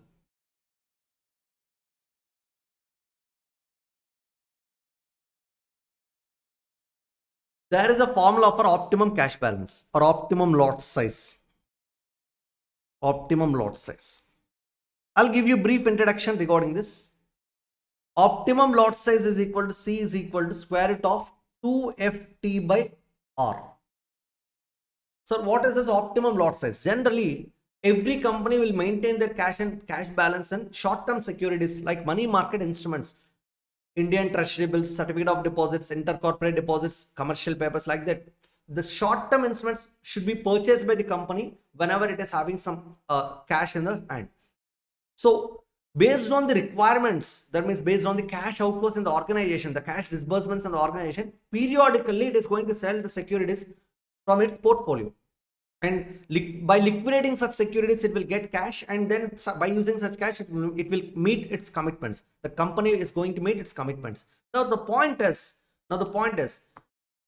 whenever you need money, at what rate I should sell my securities? Nothing but the lot size should be decided. Is it a larger lot size of security should be sold out, or a smaller lot size? That's what I have to decide. Actually, for the entire 1 year, I'm not going to sell one lot size. Why? Because if I sell huge lot size of securities for 1 year requirements, then what will happen? Unnecessarily, I'm going to maintain idle cash in my current account. There I cannot earn any interest. So if I fix a larger lot size which can meet 1 year expenses, I have to incur huge opportunity cost. Nothing but loss of interest on my securities. Or else if I choose 365 transactions, that means every day I'm going to sell my securities. So if I choose 365 transactions, if I choose a smaller lot size which can meet only day expenditure, then what will happen? Because of that, there will be huge transaction cost, because I need to execute 365 transactions for 365 days. That increases my transaction cost. So by minimizing this transaction cost and by minimizing this cash holding cost, nothing but opportunity cost of holding cash, average cash balance, I have to decide a better lot size which is known as optimum lot size. The formula for such optimum lot size is square root of 2FT by R, where F is equal to annual cash disbursements, nothing but annual cash outflows. Okay, annual cash disbursements. T is equal to cost per transaction.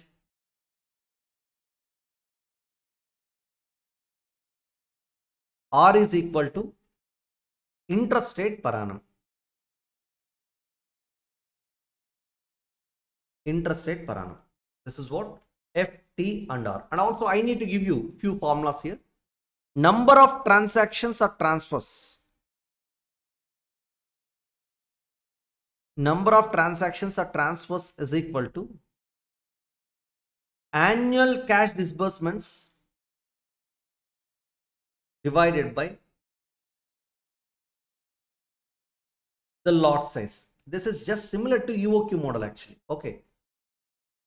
Then transaction cost is equal to number of transactions into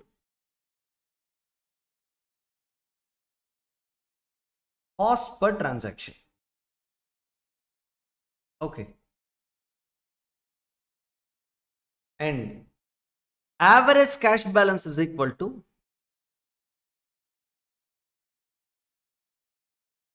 lot size divided by 2, half of the lot size. Opportunity cost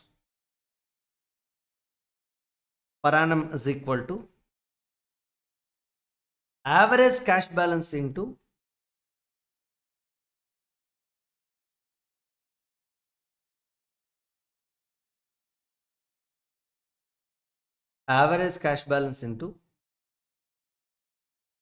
interest rate on securities. Interest rate per annum. That means the interest rate that I can earn on my investments, or this can be rewritten as opportunity cost of capital percentage. Okay, sometimes I can use that particular percentage also. So this is my opportunity cost per annum. So my dear students, my total cost will be equal to transaction cost plus opportunity cost. These two numbers should be calculated for 1 year period. Okay, this is my total cost computation. Okay, fine, my dear students. Now the point is, let us apply this formula for the problem. Here is the problem 23rd. United Industries Limited projects that cash outlays will be 37,50,000 will occur uniformly throughout the coming year. This is what your F, annual cash disbursements. United plans to meet its cash requirements by periodically selling marketable securities from its portfolio. So the firm's marketable securities are invested to earn a return of 12% R, and the cost per transaction of converting securities to cash is 40 rupees. This is T. So use the Baumol's model to determine the optimum cash transaction size or optimum lot size of marketable securities to cash. Just now I told you optimum lot size is equal to square root of 2FT. They have used A instead of T. That's a simple notation difference. To square root of 2FT by C. Actually, we used R. Okay. Square root of 2FT by R.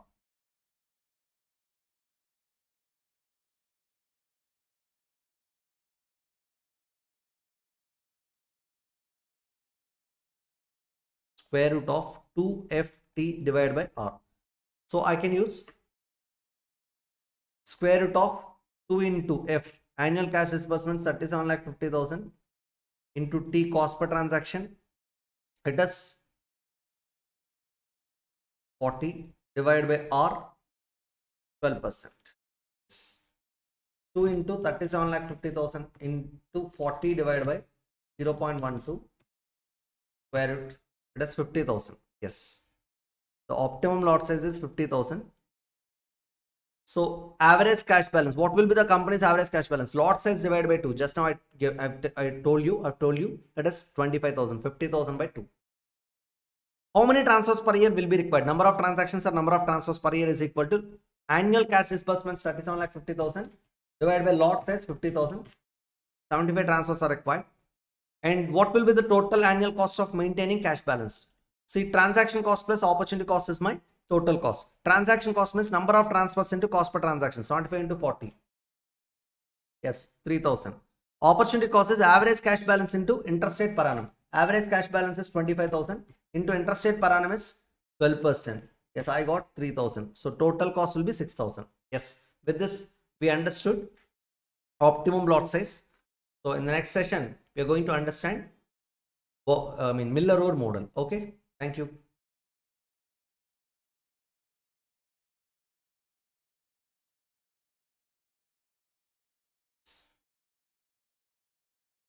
Good evening, all of you, dear students. In the last session, we understood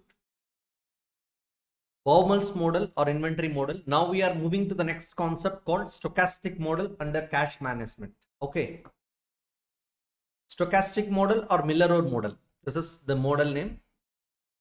And I need to fix the optimum cash balance. Actually, under this model, I'm going to fix different levels of cash balance because the outflows are always random here. The model itself is saying what stochastic. Stochastic means random actually. So this is being developed by Mr. Miller-Rohr. So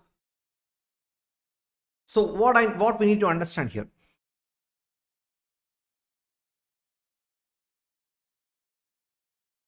Yes. Under this model, we need to fix 3 levels of cash balance. One is upper limit. This is a maximum cash balance we can reach.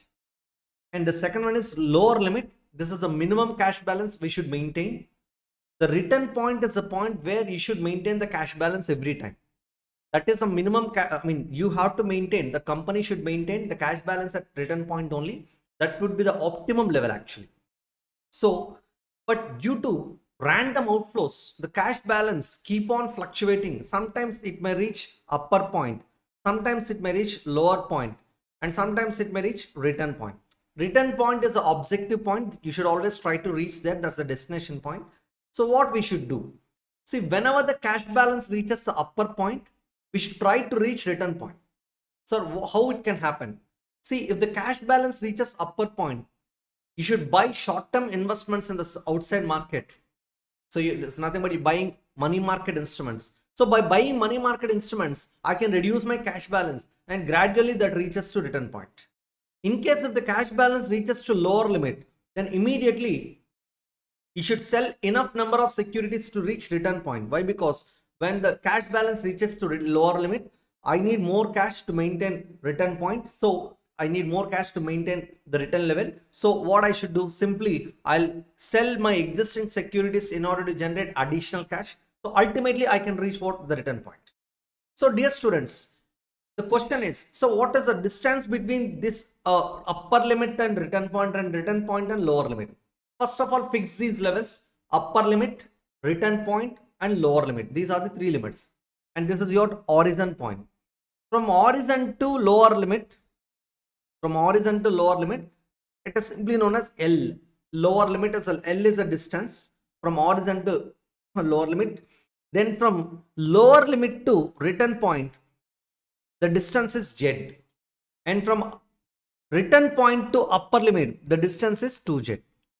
So here are the distances. One is horizon to lower limit, that is L, and lower limit to return point Z, return point to upper limit 2Z.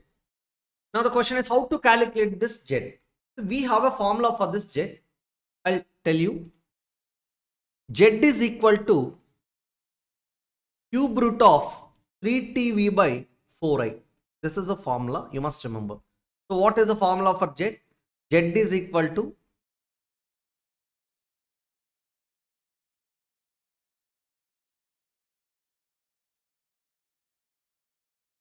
Z is equal to cube root of 3TV by 4I. But T is equal to cost per transaction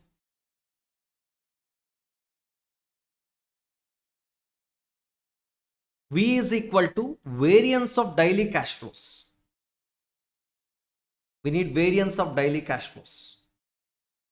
In case if the problem, if you can see standard deviation of cash flows, you please apply square to that. Why? Because variance is equal to standard deviation square. You know this formula.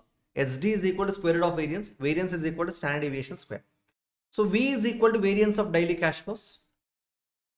And I is equal to interest rate per day. Observe these terms actually.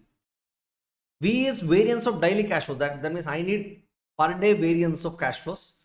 Whereas this I is interest rate per day. This is not interest rate per annum. Even if it is given in per annum terms, you must convert such interest rate into per day terms. Okay.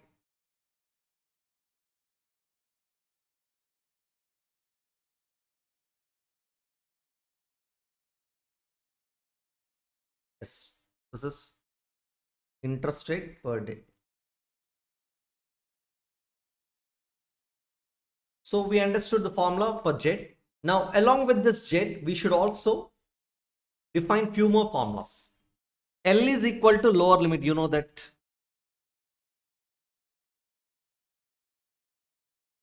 And return point, R is equal to return point. The formula for return point is L plus Z. Yes, absolutely. You can see here. This is L plus Z. So the return point is simply lower limit plus Z. That's what the return point. Now the next formula is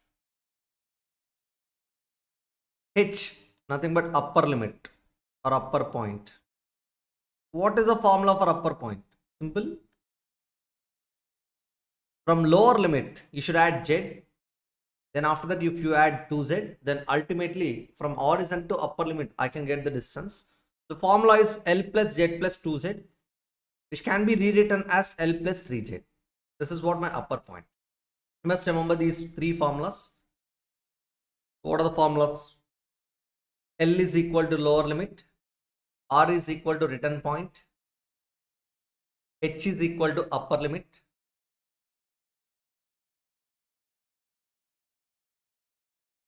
H is equal to upper limit or upper point. The formula is very simple. L plus 3Z.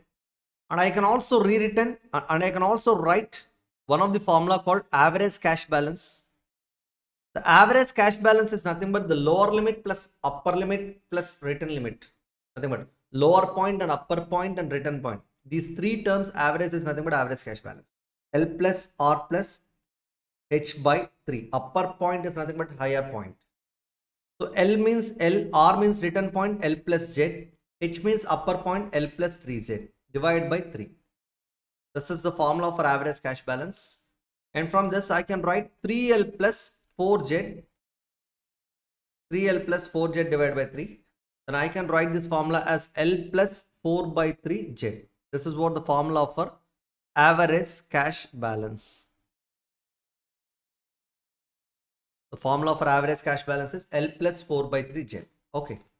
So you must remember these formulas for handling the problems. Let me go for one of the problem related to this concept. Here is the problem. I'm just reading the problem. The management of X Limited has a policy of maintaining a minimum cash balance of 5 lakhs. See, this minimum cash balance is nothing but a lower limit. The standard deviation of the company's daily cash flows is 2 lakhs. Observe one thing here, dear students. They have not given variance of daily cash flows, despite they have given what variance standard deviation of daily cash flows. You need to apply what square to this term to get what variance of daily cash flows. The annual interest rate is 14%. This is interest rate per annum, but I need interest rate per day. Remember that. The transaction cost of buying or selling securities is 150 rupees per transaction. This is cost per transaction T. Determine the upper control limit, return point, and cash balance of X Limited as per the Miller-Rowe model. So I have to calculate upper point, return point, and I need to calculate average cash balance. That's what the cash balance. So how to calculate this? Simple. The formula is very simple. Z is equal to cube root of 3TV by 4I. This is what the formula for Z. So first you need to calculate Z term. Then once we get it, then you can easily calculate all these required terms called upper and return point and average cash balances. Let me do it. See, my standard deviation of cash flows are 2 lakhs. That's the term.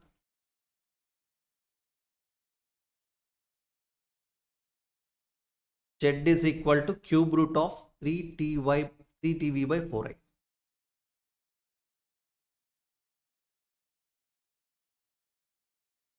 So first of all, T is equal to cost per transaction. That comes to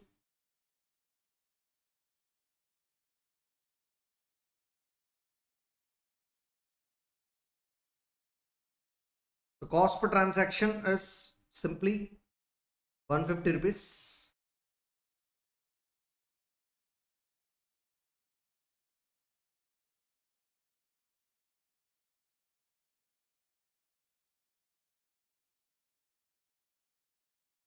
And I need variance of daily cash flows. How to get it? Simple. Standard deviation square. My standard deviation of daily cash flows is 2 lakhs. So it will be 2 lakhs square. Literally, I'm going to take this term. I is equal to interest rate per day. See, my interest rate per day, how I can get it? First of all, interest rate per annum. Interest rate per annum is 14%, 0.14 into 1 by 365 days. Why? Because I need interest rate per day. 0.14 into, 0.14 by 365 days. It will be 0.00038356164. Yes. Let me write every number clearly here. Z is equal to cube root of 3 into cost per transaction 150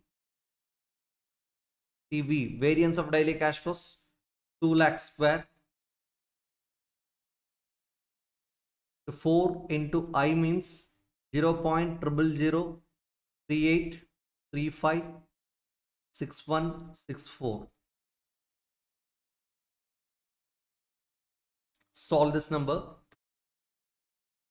Don't apply square to the 2 lakh term. Okay, we can use it. Cube root of 3 into 150 into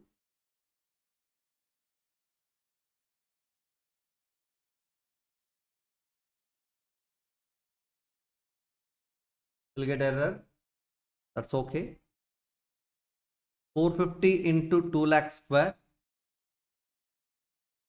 divided by this term 4 into 0.0038356164.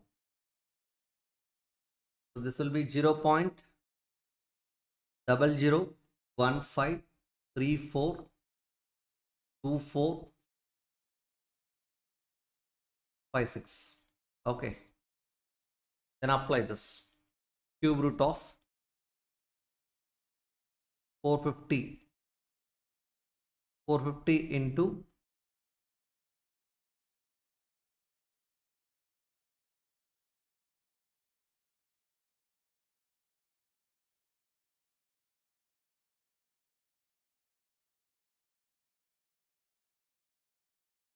450 divided by number. I got 2,93,303.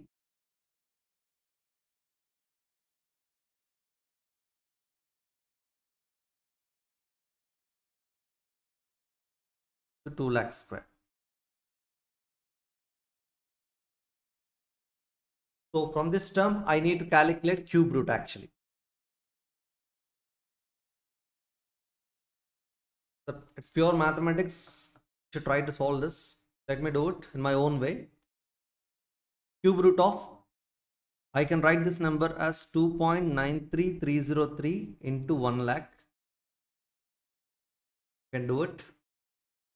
And this 2 lakh square can be written as 2 into 1 lakh and 2 into 1 lakh.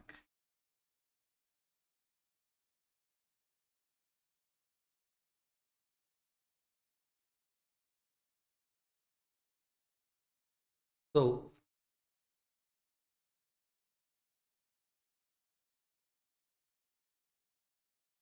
see, just I can write this term as cube root of 2.93303 into 4 into 1 lakh cube. 1 lakh cube. So just take that number 1 lakh out of it. Then I'll get 1 lakh into cube root of 2.93303. 2.93303 into 4. So now you should calculate this cube root of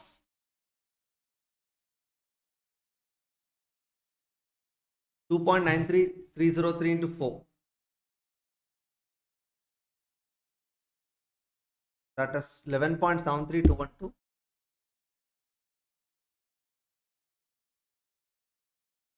1 lakh into. So cube root of any number, we have one method, square root 15 times. This is step number 1. In step number 2, I have to calculate step 1 minus 1. Step number 3, step 2 divided by 3 plus 1. Step number 4, step 3 in, simple. Lastly, you have to calculate like this, into is equal to for 15 times. If you can apply this method, you can easily get this answer. So let me do it. 11.73212. 11.73212 square root 15 times. 1, 2, 3, 4, 5, 6, 7, 8, 9, 10, 11, 12, 13, 14, 15. Minus 1 divided by 3 plus 1 into is equal to 3, 4, 5, 6, 7, 8, 9, 10, 11, 12, 13, 14, 15. I got 2.723096. 2.2723096. 1506. Multiply this number with what? 1 lakh. I got 2,27,231. 227,231. let us look at the answer which is given in the study material, whether it is right or wrong. 2,22,227. We got 2,27,231. See, this is the approximate answer actually. Why? Because if you want to calculate cube root of any number, either you must apply logarithms or the number computation should be given in the problem itself. That means the value should be given in the problem. Then only we can get accurate answer. Otherwise, we can do this much only. So just follow my number, or else you can do one thing. You can follow the answer which is given in the study material, but there is no basis for this answer actually. Even in the study material, they've just given answer directly, not by giving any specific procedure. In the examination, I expect that the cube root number must be given in the problem itself. Then only we can solve the answer. We can get the answer. Okay. So that's my suggestion. Or else you can follow this formula. Okay. Or process that just now we have followed. So if we get Z, then you can easily calculate the other numbers also.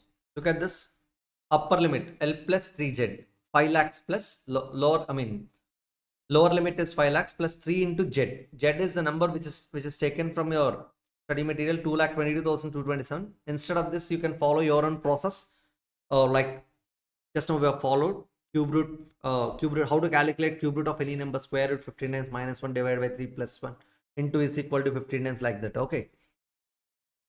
And return point lower limit plus Z. That means 5 lakhs plus 2,22,227. And then average cash balance. What is the formula for average cash balance? L plus R plus H by 3, or else just now I told you, we have one more formula, L plus 4 by 3 Z. That's what the formula they have applied here. L plus lower limit 5 lakhs plus 4 by 3 into Z, 2,22,227. Okay. In this way, you can calculate, you can arrive the numbers. Okay. Yes.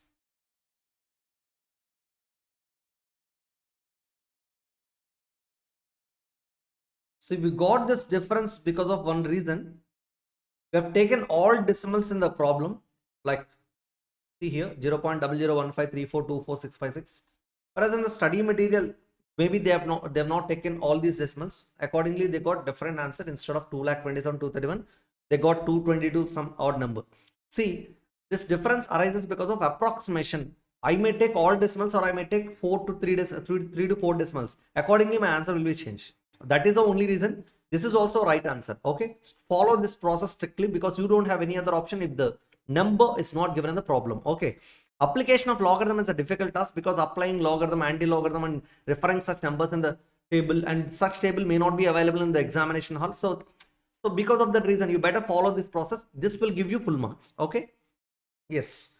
Now let me go for the next concept under creditors management. Creditors management or payables management. Under payables management, we need to handle one of the aspect called cost of trade credit. This is one of the important area I must understand. So what is this cost of trade credit? Generally, whenever we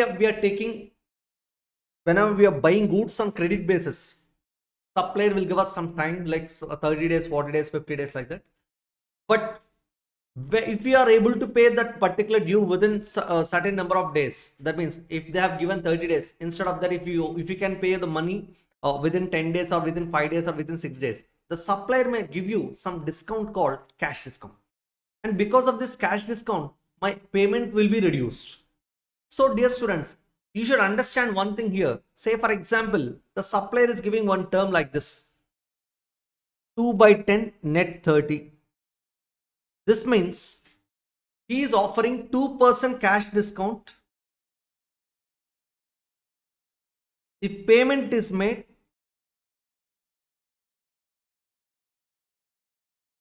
within 10 days, whereas the normal credit period is 30 days.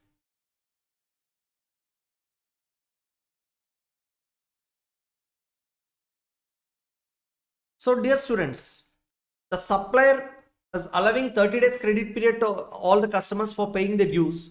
In case if any of the customer is willing to pay within 10 days, the supplier is ready to offer 2% cash discount.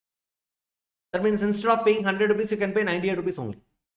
So what is saying actually, what is doing actually? He is indirectly charging some interest cost. Say for example, if you look at the term, the normal credit period is 30 days. If any of the customer is willing to pay the money or the due within 10 days, the supplier is ready to offer 2% cash discount. That means after 30 days, you are supposed to pay 100 rupees.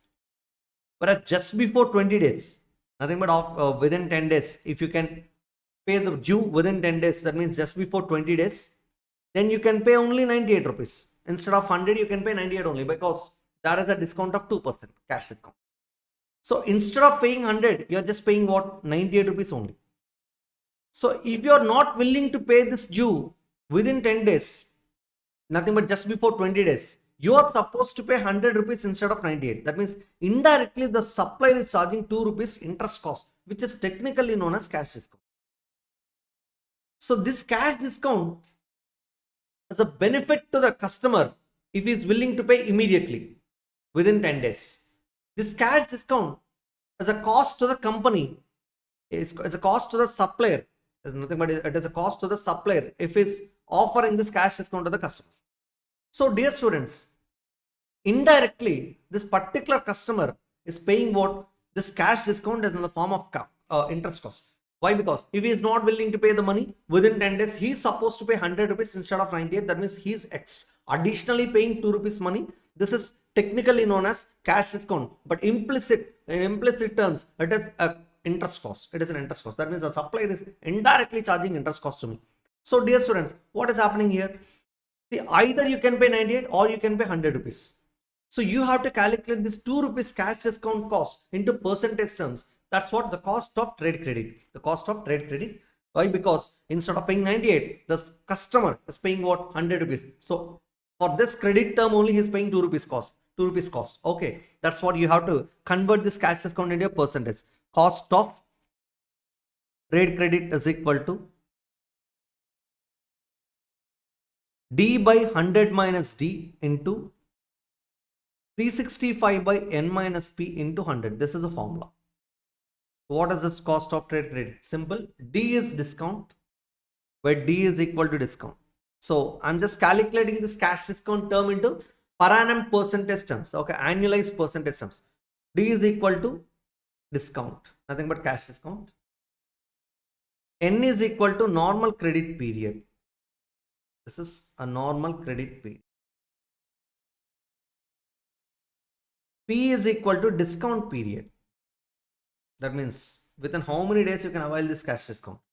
If you are ready to pay the money within 10 days, then you can claim this cash discount. After 10 days, you cannot claim this cash discount. So this N is normal credit period 30 days and this P is discount period 10 days. See, discount availing period, that is also known as what? Discount availing period. So you can calculate cost of trade discount here. See, D is 2% cash discount, nothing but 2 rupees. D divided by 100 minus D means 100 minus 2 into 365 by N means normal credit period 30 minus discount period 10 into 100. This will give you cost of trade credit. So 2 by 98 into 365 by 20. I got 37.24%. This is what the annualized percentage cost.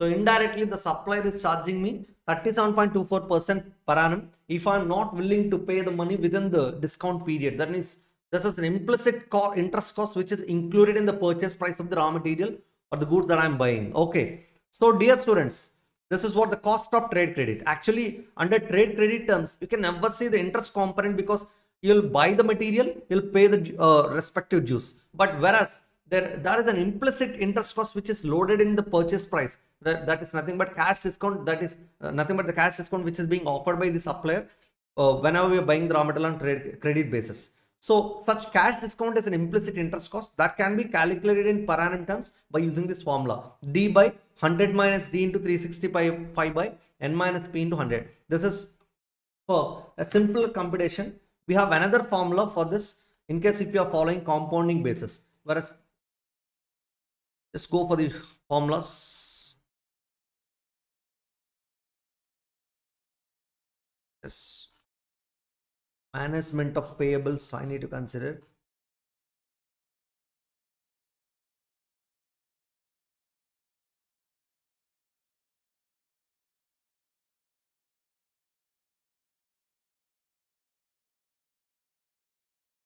Yes, here is the formula, and this is one of the application. A supplier of X Limited offers a company 2 by 15 net 40. So 2% cash discount, 15 days. This 15 days is discount this is P, discount period, and 40 days is normal credit period. To translate the shortened description of the payment terms, the supplier will allow a 2% as discount if payment is made within 15 days. Regular payment of 40 days. Determine the cost of credit related to these terms. Just apply the formula and you'll get the answer. And they got 29.4%. The same computation just now we have done. Okay, nothing new here. No other new terms are applicable here. In case if you're considering the compounding effect, the same cost of trade credit can be calculated by using this formula. What is the formula, sir? 100 by 100 minus d whole to the power of 365 by t minus 1. This t is nothing but n minus p actually. This is n minus p. To be precise, the formula is 100 by 100 minus d whole to the power of 365 by n minus p minus 1. This is the formula actually. Okay. You know, dear students, this formula is applicable when the compounding effect is considered. That means if you consider the compounding effect, you should apply this formula. If you don't consider the compounding effect, then you can apply this a simple formula. Okay.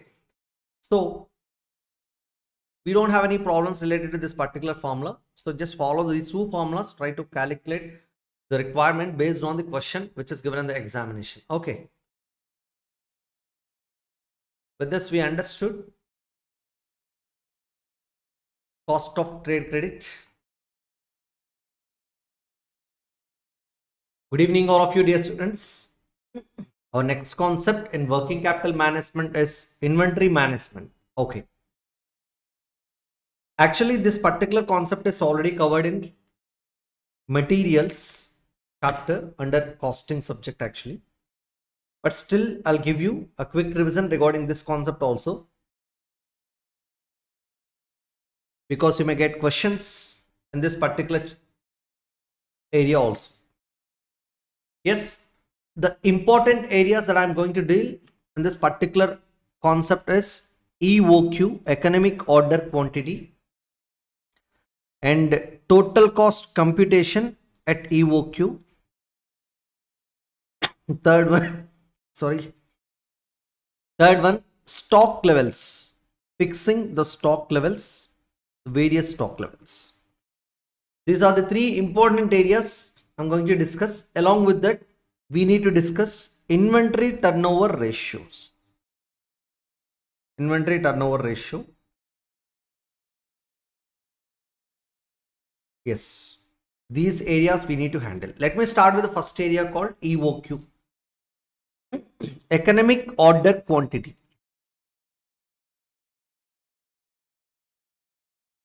See, dear students, whenever we are buying the raw material, there is a problem because we need to incur two important expenses called ordering cost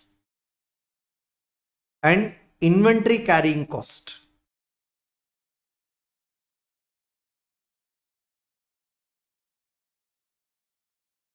Because to place an order, we have to incur some ordering cost, like giving advertisements, accepting tenders, selecting the best quotation, like that. And after that, once we get the raw material, bulk breaking cost, quality control cost, and then we have to incur so many expenses whenever we go for fresh order. So ordering cost is the cost which is related to placement of orders, whereas inventory carrying cost means the cost which is incurred for carrying our inventory. See, after buying the raw material, that should be held by the company in the stock in the stores. See, when we are holding such particular quantity in the stores, we have to incur some expenditure like insurance cost, rent, and the cost. The funds, since the funds are blocked in the stock of raw material, I have to incur some opportunity cost, nothing but interest cost or dividend cost or average cost, which is average cost of funds blocked in stock of raw material. And we should also face losses, theft, pilferage, and other losses also. See, all these are the expenses to be incurred by the company because it is carrying some inventory. So the problem is we are going to incur another expenditure called purchase cost. Annually, every company will incur purchase cost, ordering cost, and inventory carrying cost. The point is, you should fix the ordering quantity in such a way that your total cost will be minimum. See, while fixing the best ordering quantity or the least cost ordering quantity, nothing but the economic ordering quantity, the purchase cost is always constant at any level of ordering quantities. That is one of the assumption under economic ordering quantity, EOQ. So we have to deal with these two expenses only, ordering cost and inventory carrying cost. See, if I need a 360 units raw material quantity in the next year, which is known as annual raw material requirement for the next year, then I should fix the ordering quantity. I can buy the entire quantity in one order so that my ordering cost will be reduced. But as I'm buying larger amount of quantity in single order, I'll incur huge inventory carrying costs unnecessarily. So you should not buy entire annual requirement in one ordering quantity. So you should fix the ordering quantity in such a way that the total cost should be minimum. So single ordering quantity may increase your inventory carrying cost. It will increase your inventory carrying cost, but it may reduce your ordering cost. If I buy single unit every day, then what will happen? Simple. Your ordering cost, if I buy one unit every day, what will happen? I have to place 360 orders in a year. That means I should incur 360 orders ordering cost, whereas my inventory carrying cost may be eliminated or it will be least. Okay. So if I fix the smaller ordering quantity, what will happen? The inventory carrying cost will be least. Why? Because I'm going to carry least quantity of raw material because I'm buying the ordering quantity in smaller lot size. But the problem is ordering cost will be increased because of more number of transactions. So I should not fix the smaller ordering quantity, or I should not fix the larger ordering quantity. I should fix the economic ordering quantity where my total cost is minimum. So that is the objective of this concept, EOQ, economic ordering quantity. How I can fix this economic ordering quantity? The ordering cost should be minimum, the inventory carrying cost should be minimum. So that means I should equate these two expenses. So at EOQ, two expenses must be equal. That is ordering cost and inventory carrying cost. Ordering cost should be equal to inventory carrying cost, dear students. So what is this ordering cost? Simple. Number of orders into cost per order.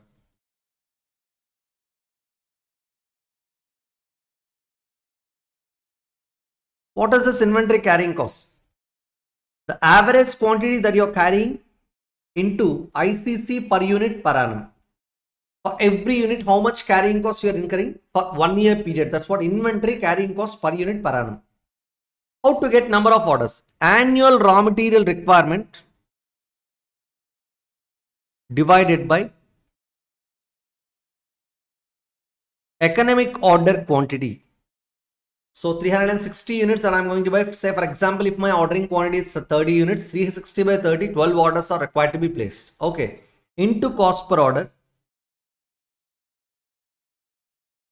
Your your average quantity is nothing but EOQ divided by 2 on an average ordering quantity. On an average quantity into ICC per unit per annum. See, just take the numbers here. I'm not going into the depth because there are so many reasons. Even for EOQ by 2, there is a reason. After buying the ordering quantity, slowly you'll consume the raw material, and after certain period, it is going to become zero. So at the time of buying the raw material, I'll hold the full stock of raw material in my hand. But say for example, if it is going to be consumed within 30 days, so by the end of 30 days, the quantity in hand becomes zero. So at the time of buying it is 30 units. At the time of, after consuming the entire quantity of raw material, it will become zero. So how many units I'm holding? Simply 30 plus 0 divided by 2. On an average, it is 15 units. So that's what the average quantity. 0 should not be considered. EOQ plus 0 divided by 2 or EOQ divided by 2. So that's what the logic behind this average quantity. On an average, how many units I'm holding? The entire quantity may not be held by the company throughout the period. Why? Because it is going to be consumed gradually. So you have to take the half of the average, half of the economic ordering quantity. That's your average quantity. So for every unit, how much carrying cost you are incurring, such inventory carrying cost will be loaded with so many expenses: insurance cost, rent cost, losses, theft, pilferage, and other evaporations, normal losses, and then what? This particular interest cost or opportunity cost of funds blocked in stock of raw material. See, this inventory carrying cost can be expressed even in percentage terms also. You should remember that. Okay. Sometimes it can be given in rupees terms. Sometimes it can be given in percentage terms. So here is the term A, EOQ. Cost per order is denoted with O. ICC per unit per annum is denoted with C. See, A by EOQ into O is equal to EOQ divided by 2 into C. From this, EOQ square is equal to 2AO by C, where EOQ is equal to square root of 2AO by C. This is the formula for economic ordering quantity. The simple formula for economic ordering quantity is square root of 2AO by C. You know what is A? A is equal to, just now I told you, A is equal to annual raw material requirement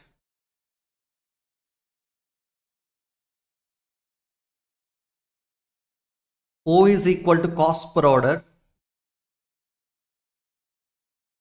C is equal to inventory carrying cost per unit per annum. ICC per unit per annum. Okay, I'm not writing this particular term fully. Inventory carrying cost per unit per annum. Yes, and also you need to remember few formulas. Yes, already I've given you. Ordering cost is equal to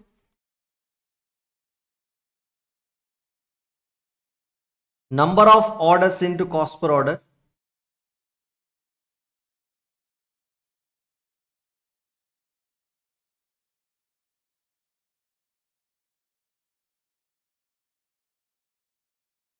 Number of orders is equal to annual raw material requirement divided by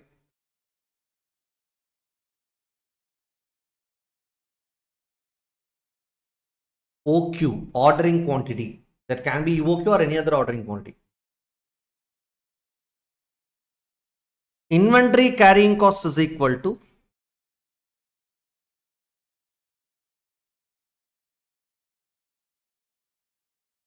average quantity into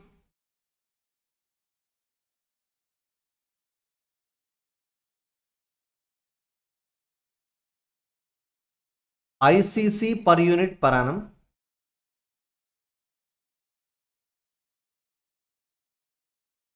where average quantity is equal to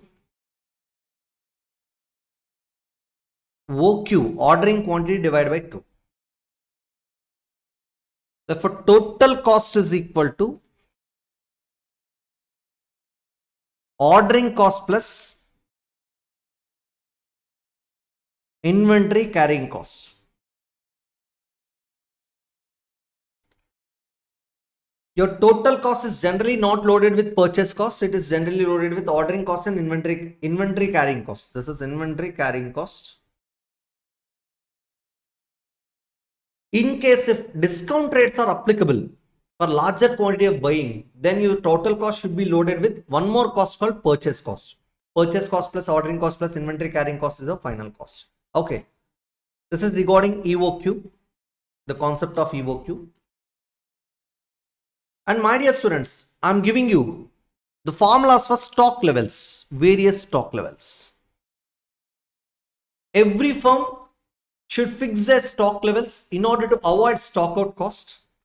Why? Because in case if the firm is not maintaining sufficient stock of raw material, then it may not support continuous production, and that means you may not produce the required production because of lack of raw material.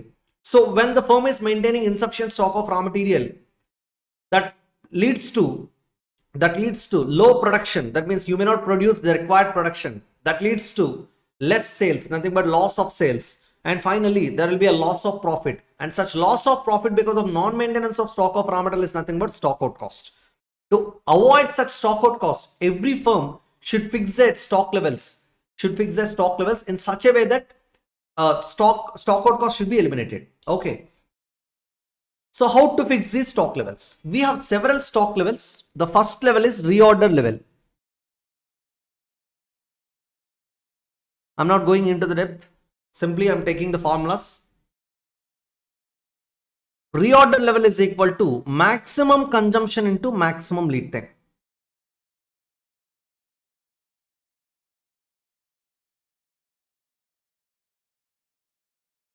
You must remember these formulas. Lead time means it is the delivery period. After ordering the raw material, it will take some time to receive the raw material from the supplier.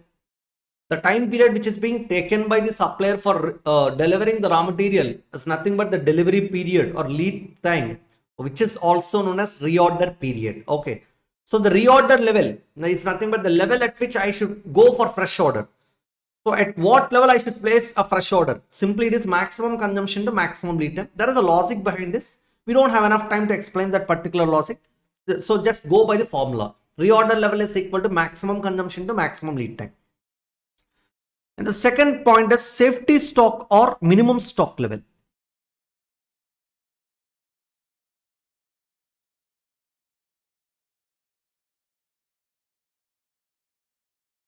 Safety stock or minimum stock level is equal to reorder level ROL minus average consumption into average lead time.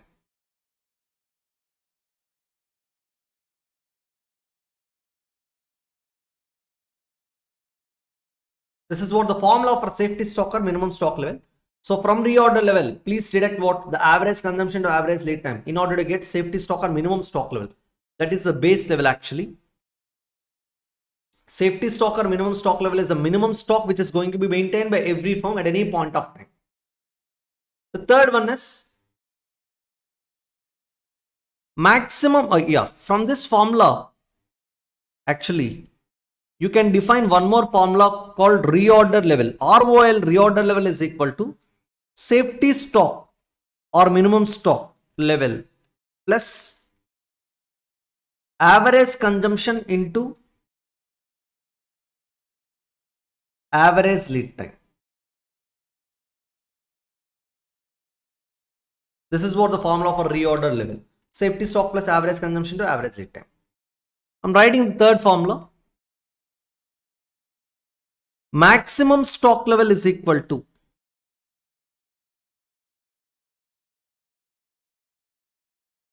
reorder level plus reorder quantity ROQ minus minimum consumption into minimum lead time.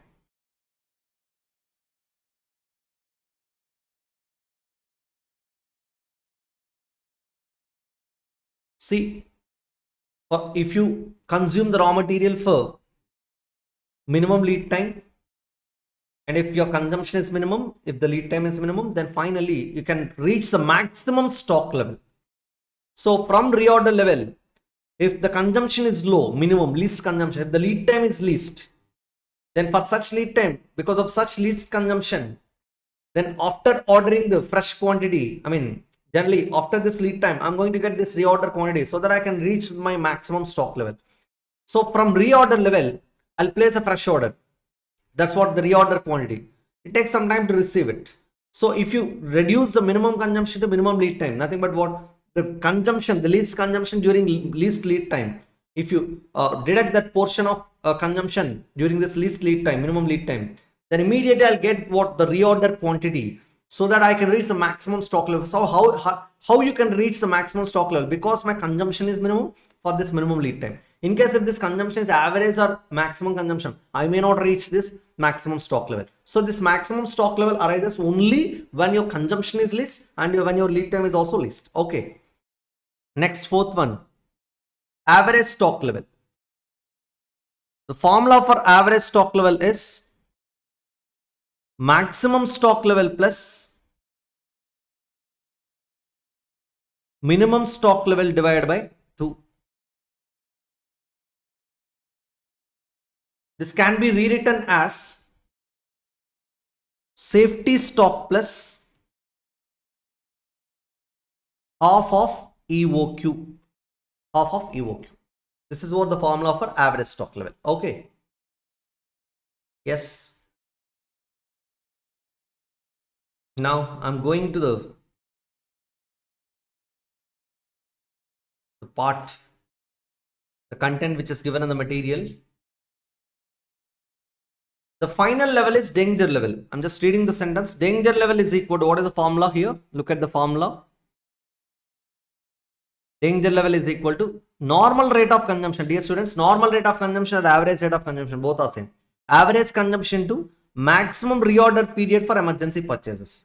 So you please remember this formula also. Danger level is equal to average consumption into maximum lead time for emergency purchases. Maximum lead time for emergency purchases. I'm repeating the formula. Danger level is equal to average consumption into maximum lead time for emergency purchases. Okay. And I need to give you one more formula. That's what? The inventory turnover ratio.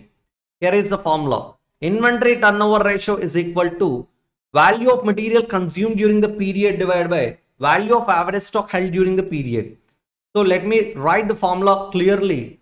Raw material turnover ratio or inventory turnover ratio is equal to, here the inventory is raw material. Inventory turnover ratio is equal to total raw material consumption,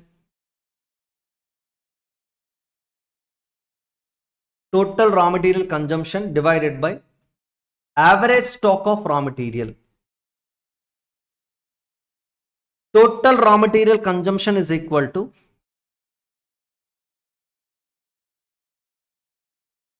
opening stock of raw material plus purchases minus closing stock of raw material.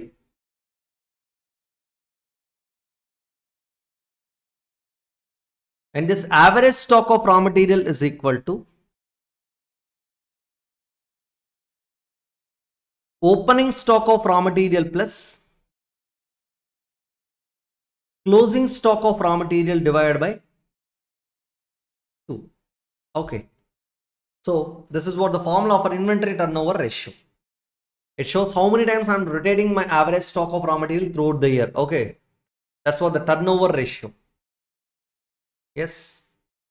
With this background, let us handle small problems, a few problems here. Yes, the first area, EOQ and total cost computation.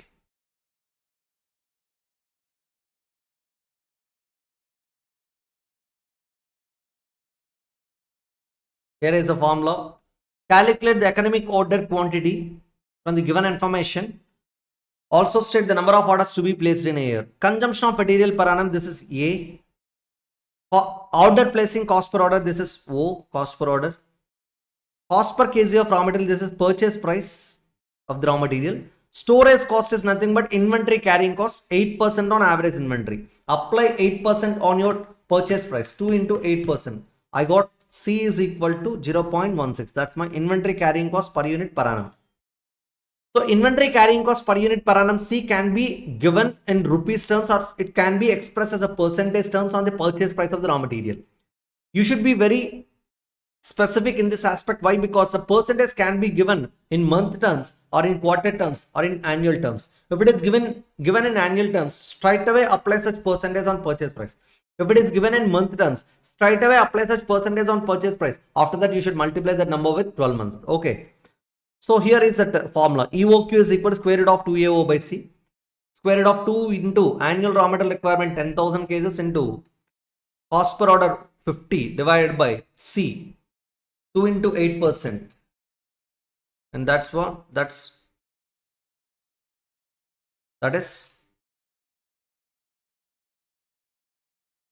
that's okay. No issue. I must get 2,500 kgs. Square root of 2 into 10,000 into 50 divided by 0.16. Apply this.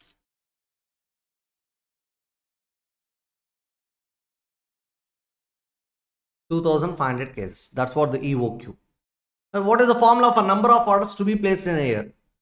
You know that A by annual raw material requirement divided by 10,000 kgs divided by EOQ. That's 2,500. How many orders are required to be placed? 4 orders. Okay. That's it regarding EOQ computation. Let me go for the stock levels, the various stock levels I can fix. Here is the point. The consumption of A, the components of A and B are used as follows. Normal usage is 300 units per week. This is average consumption per week. Maximum use is 450 units per week. Minimum use is 150 units per week. Reorder quantity. Raw material A 2400 units. Raw material B 3600 units. Reorder period, which is also known as lead time, 4 to 6 weeks for raw material A, 2 to 4 weeks for raw material B. This 4 weeks is minimum lead time. The 6 weeks is maximum lead time. If you take the average 6 plus 4 divided by 2, I'll get 5. That is average lead time for raw material A. In the similar way, you should apply the concept for B also. Okay. Calculate for each component. Reorder level, minimum level, maximum level, average stock level. The same formulas. Let me show you the computation for raw material A. Reorder level, maximum consumption to maximum lead time. 450 is your maximum consumption into maximum lead time 6. They said maximum reorder period. The other name for lead time is reorder period. 450 into 6, 2700 units raw material A. Okay. Maximum consumption 450, maximum lead time 6 weeks. Okay. A minimum level, reorder level minus average consumption to average lead time. So 2700 minus average consumption is simply, it is 300 units. Okay. 300 into average lead time is 5 weeks. So I got 1200 units. Maximum stock level, reorder level plus reorder quantity minus minimum consumption to minimum lead time. My reorder level is 2700 units. The reorder quantity, they told you that this reorder quantity is not given in the problem actually. They've taken 2400 reorder quantity, 2400 units. I guess. Yeah, they have given. Reorder quantity for material A is 2400 units. That's okay. 2400 minus minimum consumption to minimum lead time. You know, minimum consumption is 150 units. Minimum lead time is 4 weeks. Now we got 4500 maximum stock level. Average stock level, maximum plus minimum divided by 2, or safety stock, minimum stock level plus half of reorder quantity or half of EOQ. Economic order quantity or reorder quantity. It depends based on the information. Okay, ultimately you should write reorder quantity only. You better change the formula also because that's a simple one. Instead of writing EOQ, you better write ROQ because ROQ is a regularized term. That means the reorder quantity can be any ordering quantity. That can be EOQ or that can be some other quantity also. Okay. So finally, you know that maximum stock level plus minimum stock level divided by 2. 1200 plus 4500 divided by 2, or safety stock minimum stock level 1200 plus half of reorder quantity is 2400. I got 2400. In this way you can fix the stock levels, my dear students. That's not a difficult job. Now coming to inventory turnover ratio, I told you already, total raw material consumption divided by average stock of raw material. Compute the inventory turnover ratio from the following information: opening stock, closing stock, material consumed. The value of material consumed, that's what, 7,80,000. Divided by average stock of raw material 1 lakh plus 1,60,000 divided by 2. I got 1,30,000. So the turnover ratio is 6 times. It's a simple computation. Nothing new here. Okay. Nothing new.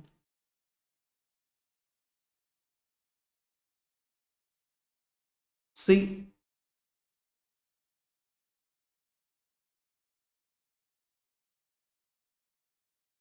Look at this problem. Problem number 19. A company manufactures a special product which requires component alpha. The following particulars are collected for the year 2021. Annual demand of raw material alpha is 8,000 units. That is A. Cost of placing an order is O. Cost per unit of alpha is 400. That is purchase price. Carrying cost is 20% per annum. 400 into 20%. That I got 80 rupees. That's what C. The company has been offered a quantity discount of 4% on the purchase of alpha, provided the order size should be 4,000 components at a time. So the company is ready to offer 4% discount on the purchase price of alpha, provided the ordering quantity must be 4,000 components, not the economic ordering quantity. Compute the economic ordering quantity. That's a simple task. Square root of 2AO by C, and by applying that they got 200 units. That's what EOQ. But the question is, can I advise whether the quantity discount offer can be accepted? Can I accept this quantity discount offer? So what I should do? I should calculate total cost under EOQ, economic ordering quantity, and under quantity discount offer of 4,000 units of ordering quantity. I got an EOQ of 200 units. So for the 200 units ordering quantity, I should calculate total cost. For 4,000 units ordering quantity, I should calculate total cost. Generally, total cost means ordering cost and inventory carrying cost. Purchase cost should not be considered because for any level of ordering quantity, the purchase cost remains constant. That is irrelevant for decision making. So I must consider ordering cost and inventory carrying cost. But in this particular area, if you observe the problem, they have given some discount rate.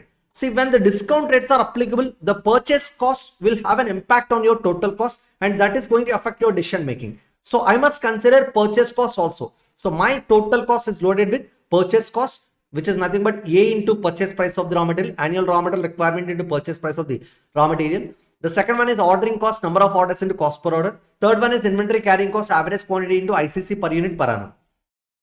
Now look at the table here.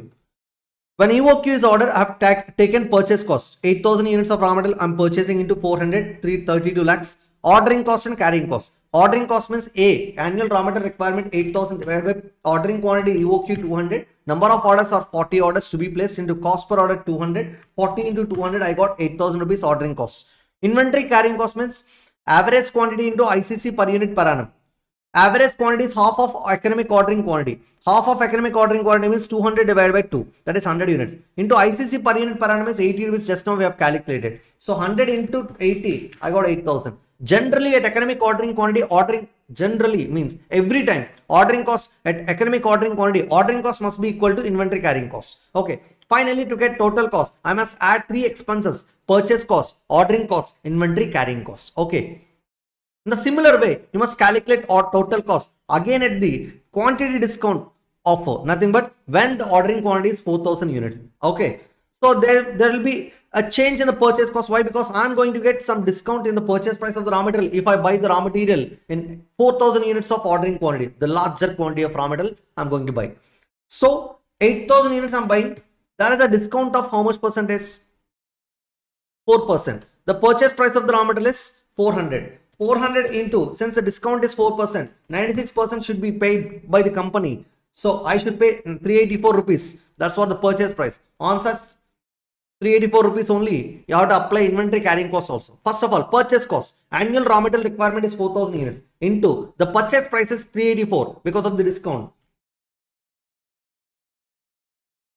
So I got 30 lakh 72,000. 8,000 units of raw material I am buying into 384, 30 lakh 72,000. Ordering cost. Number of orders into cost per order. 8,000 divided by 4,000. There will be two orders only. Into 200. I got 400 rupees ordering cost because of small, very fewer number of orders. Whereas the carrying cost, the carrying cost is nothing but average quantity into ICC per unit per annum. I am buying 4,000 units of ordering quantity divided by 2. This is my average quantity. 2,000 units I am holding into ICC per unit per annum. 384 is the purchase price this time. You should not take 80 rupees into. So 384 into 20%, 76.8. So 2,000 into 76.8. I got 1,53,600. Get the total. I got 32,26,000.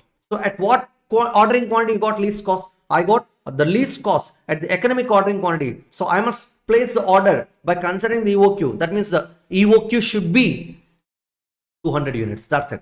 So the quantity discount offer should not be accepted because at the quantity discount offer, the total cost is highest. Higher. That is higher actually. Okay. I will reject the quantity discount offer. I'll go with the economic ordering quantity only. Okay. This is regarding the inventory management. We have two other areas in this particular area called working capital management. The second one is maximum permissible bank finance, MPBF. Okay. So the next concept is maximum permissible bank finance. Maximum permissible bank finance, MPBF in shortcut terms. We have three formulas under this MPBF. So what is this MPBF? The maximum finance can be sanctioned by every banker to the applicants or the borrowers, the corporate borrowers or any other individual borrowers. I mean, it should be fixed like this, MPBF. This is a maximum finance can be sanctioned by every banking company by following the norms of what the RBI. Actually, RBI has formed a committee called Tandem Committee. They fix these norms, they fix these methods, maximum permissible bank finance. That means any bank can sanction this much loan only for the borrowers who are seeking short-term advances in the form of bank overdraft or cash credit. This is purely for short-term bank loan actually. Okay, short-term bank loan in the form of cash credit and bank overdraft. So how much money can be sanctioned? How much short-term loan can be sanctioned by every banker to the corporate borrowers or any other kind of borrowers? And they should follow, such bankers should follow these methods which was suggested by Tandem Committee. Okay, MPBF, maximum permissible bank finance. There are three methods which were suggested by Tandem Committee. Method 1. Under method 1, MPBF should be equal to 75% of current assets minus current liabilities. That means 25% must be financed from long-term sources. Okay. So 75% of current assets minus current liabilities is a maximum permissible bank finance. It is a maximum permissible bank finance. So, and also while calculating this number, current liabilities should not be loaded with any kind of bank loans. Okay, short-term bank loans should be excluded. Please calculate this MPBF. Then from that, please deduct your existing borrowing. Okay, say for example, if I got 100 crores after calculating this number, and already I have excluded the existing short-term borrowings from these current liabilities. That means while writing this formula, this current liabilities means current liabilities excluding ST borrowing, nothing but short-term borrowings. Okay. Yes. If you remove such short-term borrowings, you will get the current liabilities. Deduct such current liabilities from current assets and apply 75%. That is the maximum permissible bank finance can be sanctioned by any banker to that particular borrower or any other borrower. So I got 100 crores. Already this particular company, say X Limited, is having one short-term bank loan, and thus that particular short-term bank loan is 55 crores. See, as per this norm, you can sanction, the particular banker can sanction 100 crores. Already we have 55 crores. So how much money the banker can sanction now? 100 minus 55, 45 crores can be sanctioned by the banker to this particular borrower. Because existing borrowing is 55 crores. The maximum permissible bank finance by any bank in the world or any bank in India is 100 crores. Whereas already the bank borrower is having one loan with 55 crores. Deduct that number from MPBF. The balance can be sanctioned in the form of short-term loan. Okay, this is what the method 1. 75% of current assets minus current liabilities. Method 2. Under method 2, MPBF is equal to, the formula will be changed, 75% of current assets minus current liabilities. Apply 75% only for current assets. Okay. So 75% of current assets minus current liabilities. Even here also, while considering current liabilities, you must exclude what the short-term bank borrowings in the form of bank overdraft or cash credit or any short-term bank loans. Okay. This is method 2. Under this method 2, this is somewhat complicated. Out of total gross working capital of current assets, 25%, 25% must be financed from long-term sources. The balance 75% can be sanctioned by the banker subject to deduction of current liabilities. This is what method 2. And under method 3, the maximum permissible bank finances MPBF is equal to 75% of current assets minus core current assets CCA minus current liabilities. This is the formula. 75% of current assets minus CCA, core current assets. So you must apply current assets on this current assets minus core current assets. Then after that, you please deduct minus current liabilities. So my dear students, this core current assets is nothing but permanent working capital. The working capital that should be maintained by every firm throughout the year. Okay, this is a minimum level of working capital can be maintained by the company throughout the year. So deduct such permanent working capital. That means you please don't expect the permanent working capital finance from short-term sources. That means the company should finance that entire core current assets, the permanent working capital from long-term sources only. They should depend only on long-term sources, not on short-term sources. So deduct your core current assets immediately from current assets. Then out of the remaining temporary working capital, nothing but after deducting permanent working capital from current assets, I'll get temporary working capital.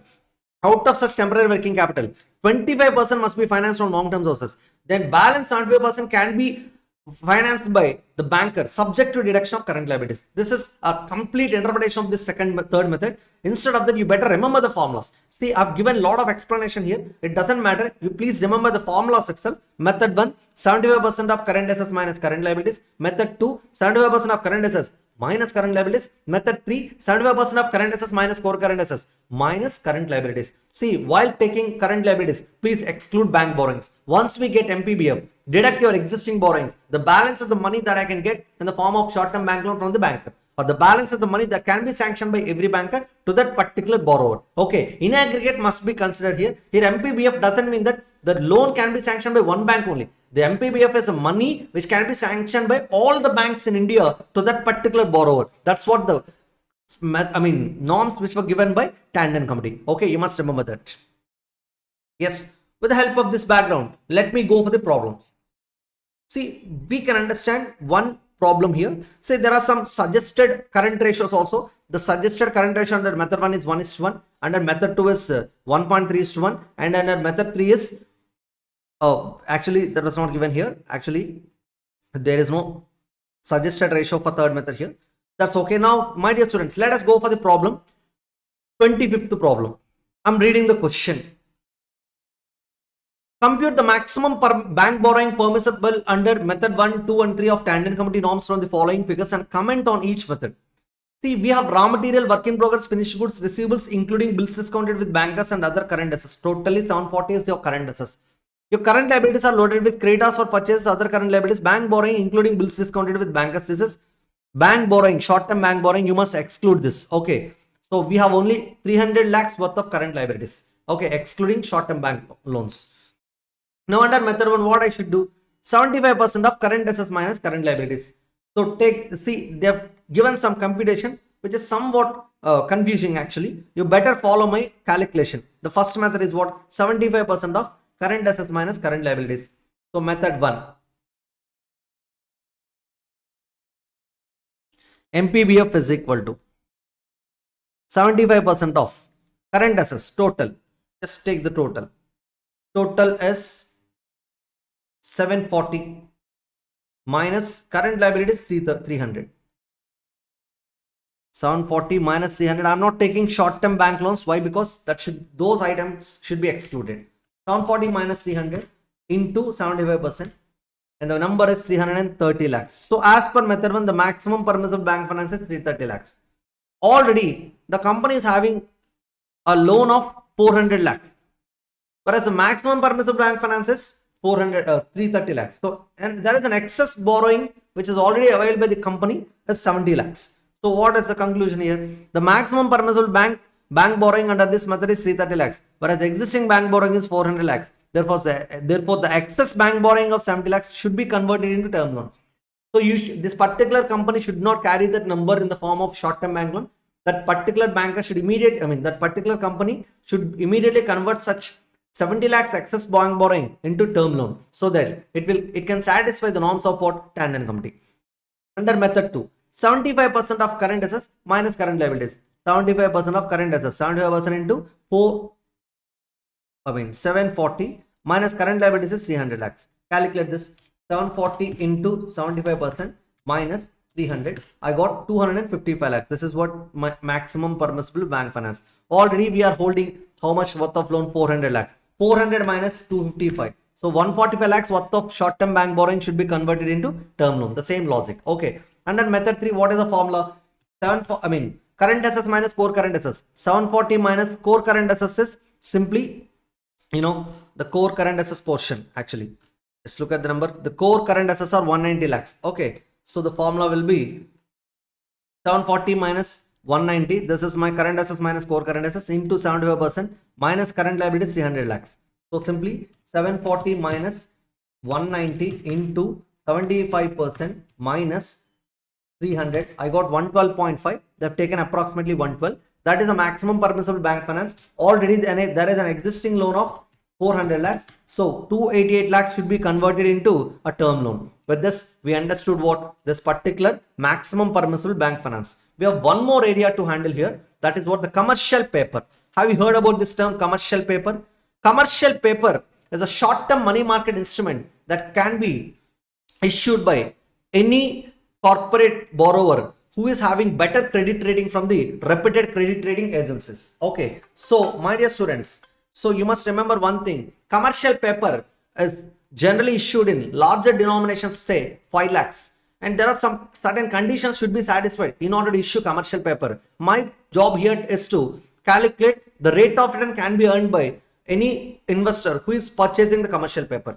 The feature of commercial paper is it is going to be issued at discount, redeemable at par. That's a short-term instrument. The maturity period is less than 1 year. Okay, it is going to be issued at discount, redeemable at par, face value. Okay, so the formula for the rate of return can be earned by every investor by buying this commercial paper, or interest yield, the rate of return or interest yield. That is the formula here.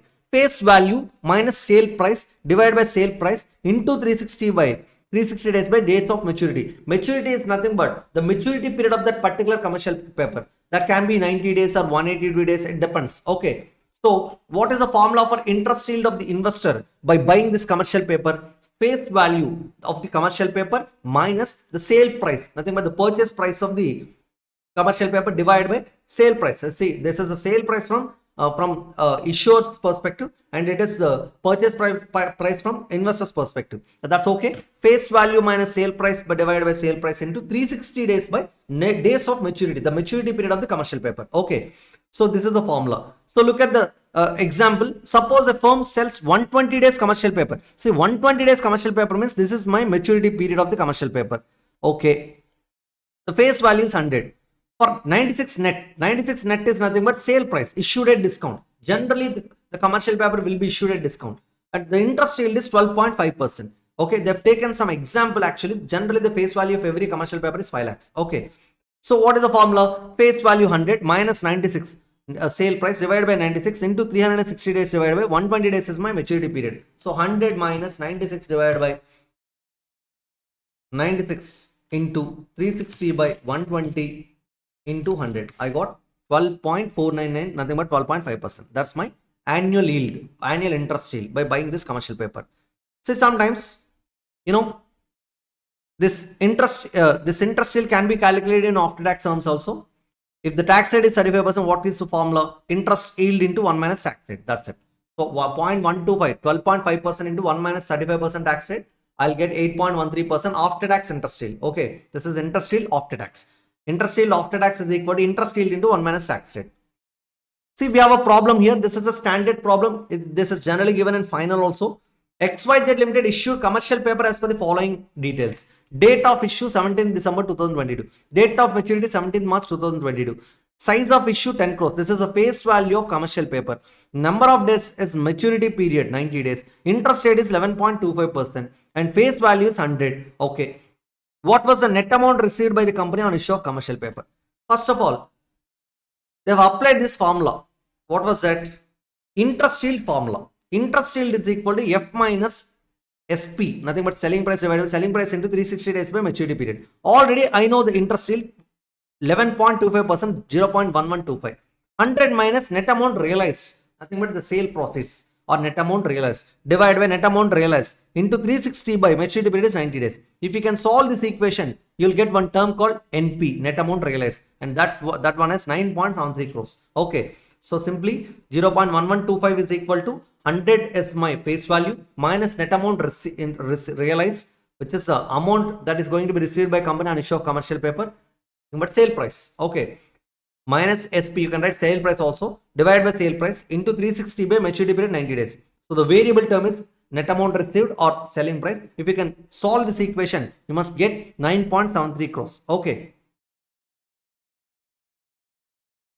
actually the net amount received is how much? You'll get 9.73 rupees. Sorry, no, let me solve this. They've taken this 10 crores money.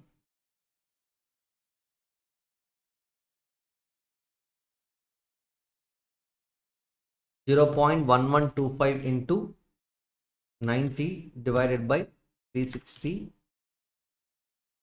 90 divided by 360. 0.028125 into net process is equal to 100 minus net process, then plus 1 1.0281825 100 by this number. I got 98.2644. 98.2644.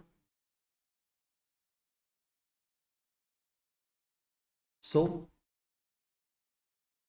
this is what the net process. So 10 crores divided by 100 into this number. So approximately I'm going to issue 10 lakh divided by, it will be 9.8263 crores actually. I got some wrong number. Okay. Let me calculate this net process in a different way. The face value of these commercial papers is 100 crores minus discount. The discount is nothing but interest. 100 crores into 11.25% into 90 by 360 days. Deduct this discount portion. Interest is nothing but discount.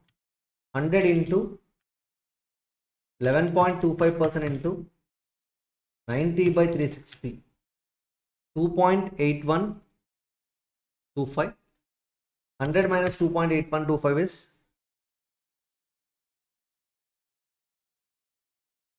sorry, this is 10 crores. 10 into 11.25% into 90 by 360. Just a number computation. 0.28125. So 10 minus 0.28125.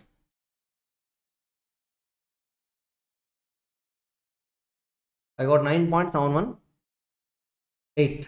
Nothing but 9.72 or 9.73 crores approximately. Simple, my dear students. I'll give you the computation very clearly now. The face value is 10 crores. Deduct the discount in the form of interest for 90 days. Simply 10 crores into 11.25% into 90 by 360. This is the number you must deduct. 10 into 11.25% into 90 by 360. That's 0.28125. I got 9.71875, nothing but 9.72 crores. This is the net proceeds or net sale process. Okay, approximately they have taken 9.73 crores. Okay, dear students. So this is regarding the commercial paper computation. I mean, net process receivable on issue of commercial paper and interest sale computation. With this particular chapter, working capital management is over. Thank you. Good evening, all of you, dear students. Our new concept, cash flow statement. Yes, here is our new concept, cash flow statement.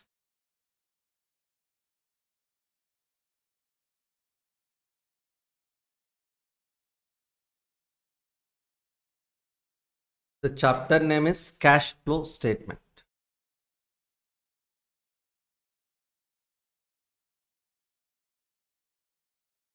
Here flow means cash. Here flow means changes.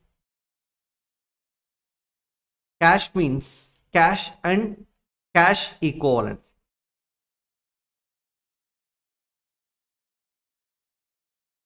So we need to prepare a statement which shows the changes, either increase or decrease in the cash and cash equivalents from one balance sheet date to another balance sheet date. So the discussion is about one financial year actually. Okay.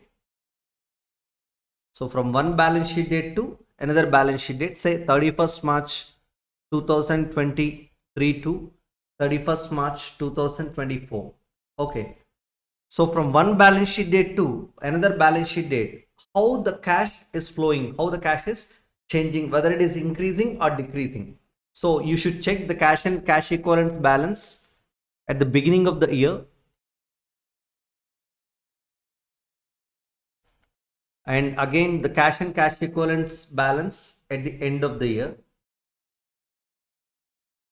So the cash can be increase or decrease.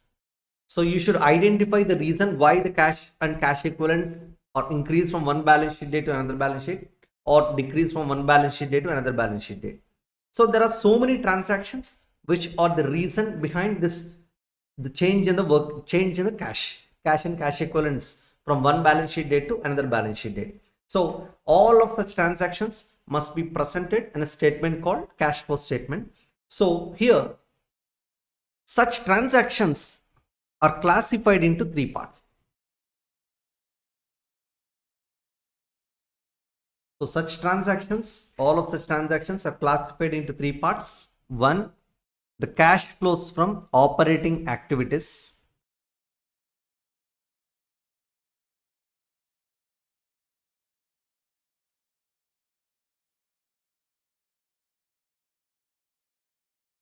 This can be calculated, this can be prepared by using two methods. One is direct method, another one is indirect method. Indirect method means you're going to calculate cash flows from operating activities from profit and loss account. Okay, so we just need to prepare a format. The second one is cash flows from financing activities.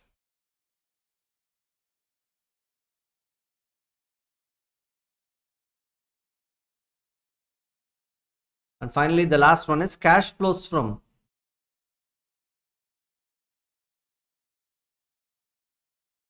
investing activities.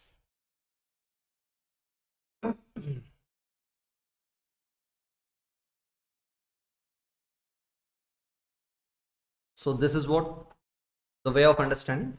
We need to understand three areas: cash flows from operating activities, financing activities, and investing activities. Let me start with the first area, cash flows from operating activities. So I'm straight away going for the format which is given in the study material. That is very clear. You can follow the format which is given in the study material. I'm just explaining that format only. Here is the format: cash flow statement for the year. The first area is cash flows from operating activities, and this particular format is up to this direct method. This is your direct method. So what are the transactions I must consider for preparing cash flows from operating activities? The first one is cash receipts from customers. Cash receipts from customers means generally it is cash sales and collection from debtors. The second one is cash paid to suppliers and employees. Cash paid to suppliers and employees means cash paid to suppliers as part of cash purchases, cash paid to suppliers as part of creditors payments for credit purchases. Nothing but it is cash purchases and payment to creditors. And cash paid to employees means nothing but it is payment of wages and payment of salaries. And also you must consider other expenses like factory overhead expenses and admin and selling and distribution expenses. Any operating expenditure should be considered here if you are paying it in cash. Okay, so I can say one thing: COGS plus operating expenses must be considered here if such expenses are paid in cash. In case if such expenses are paid in cash and some of the expenses may be outstanding, such outstanding expenses must be adjusted, and you should calculate the payment. You should calculate the payment made during this period with respect to cost of goods sold and with respect to your operating expenses. Operating expenses means administration, selling and distribution expenses. So my dear students, cash paid to suppliers and employees means payment to creditors and cash purchases, and also payment of salaries and wages, and also other operating expenses must be considered here along with factory overhead expenses. And so finally I'm going to get cash flows from operations, cash generated from operations. So after getting the receipts from our customers and after paying all the payments related to suppliers and employees and other operating expenses, finally I'll get cash generated from operations. Then from such cash generated from operations, I must deduct income tax paid. Then finally, I'll get cash flows before extraordinary items. This is cash flows before extraordinary items. Then adjust your extraordinary items Extraordinary items may be a receipt or payment. So some of the extraordinary items can be found in some of the problems. So if such extraordinary item is a receipt, add it. If it is a deduction, just deduct it. Then finally you'll get what? Net cash flows. Net cash flows from operating activities or net cash used in operating activities. Why? Because sometimes the balance can be positive or sometimes the balance can be negative. If you get positive, you're generating cash from operating activities. If it is negative, the cash has been used in this operating activities. Okay. See, this format is indirect method. I'm not explaining indirect method here because we have a separate format which is very specific in the study material itself. I'll explain the indirect method after completing this investing and financing activities. Now look at the next activities, cash flows from investing activities. So what are the investing activities? See, for cash flows from operating activities, you must refer your trading and profit and loss account, especially your trading account. Whereas in cash flows from investing activities, you must refer your asset side of the balance sheet.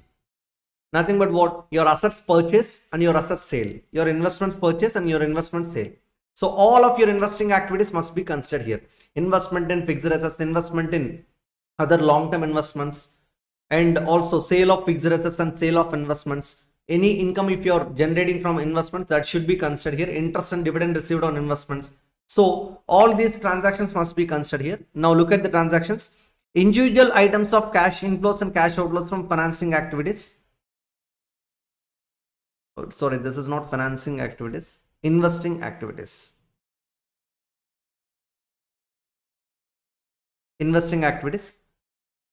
Individual items of cash inflows and outflows from investing activities. So what are those transactions? Such as purchase or sale of fixed assets. If it is a purchase of fixed asset, it's an outflow. If it is a sale of fixed asset, that's an inflow.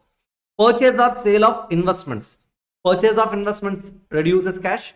Sale of investments increases cash. Interest received and dividend received on investments. These are the transactions in cash flows from investing activities format. Okay. Now go for the third transaction. Cash flows from financing activities. So what are the transactions in cash flows from financing activities?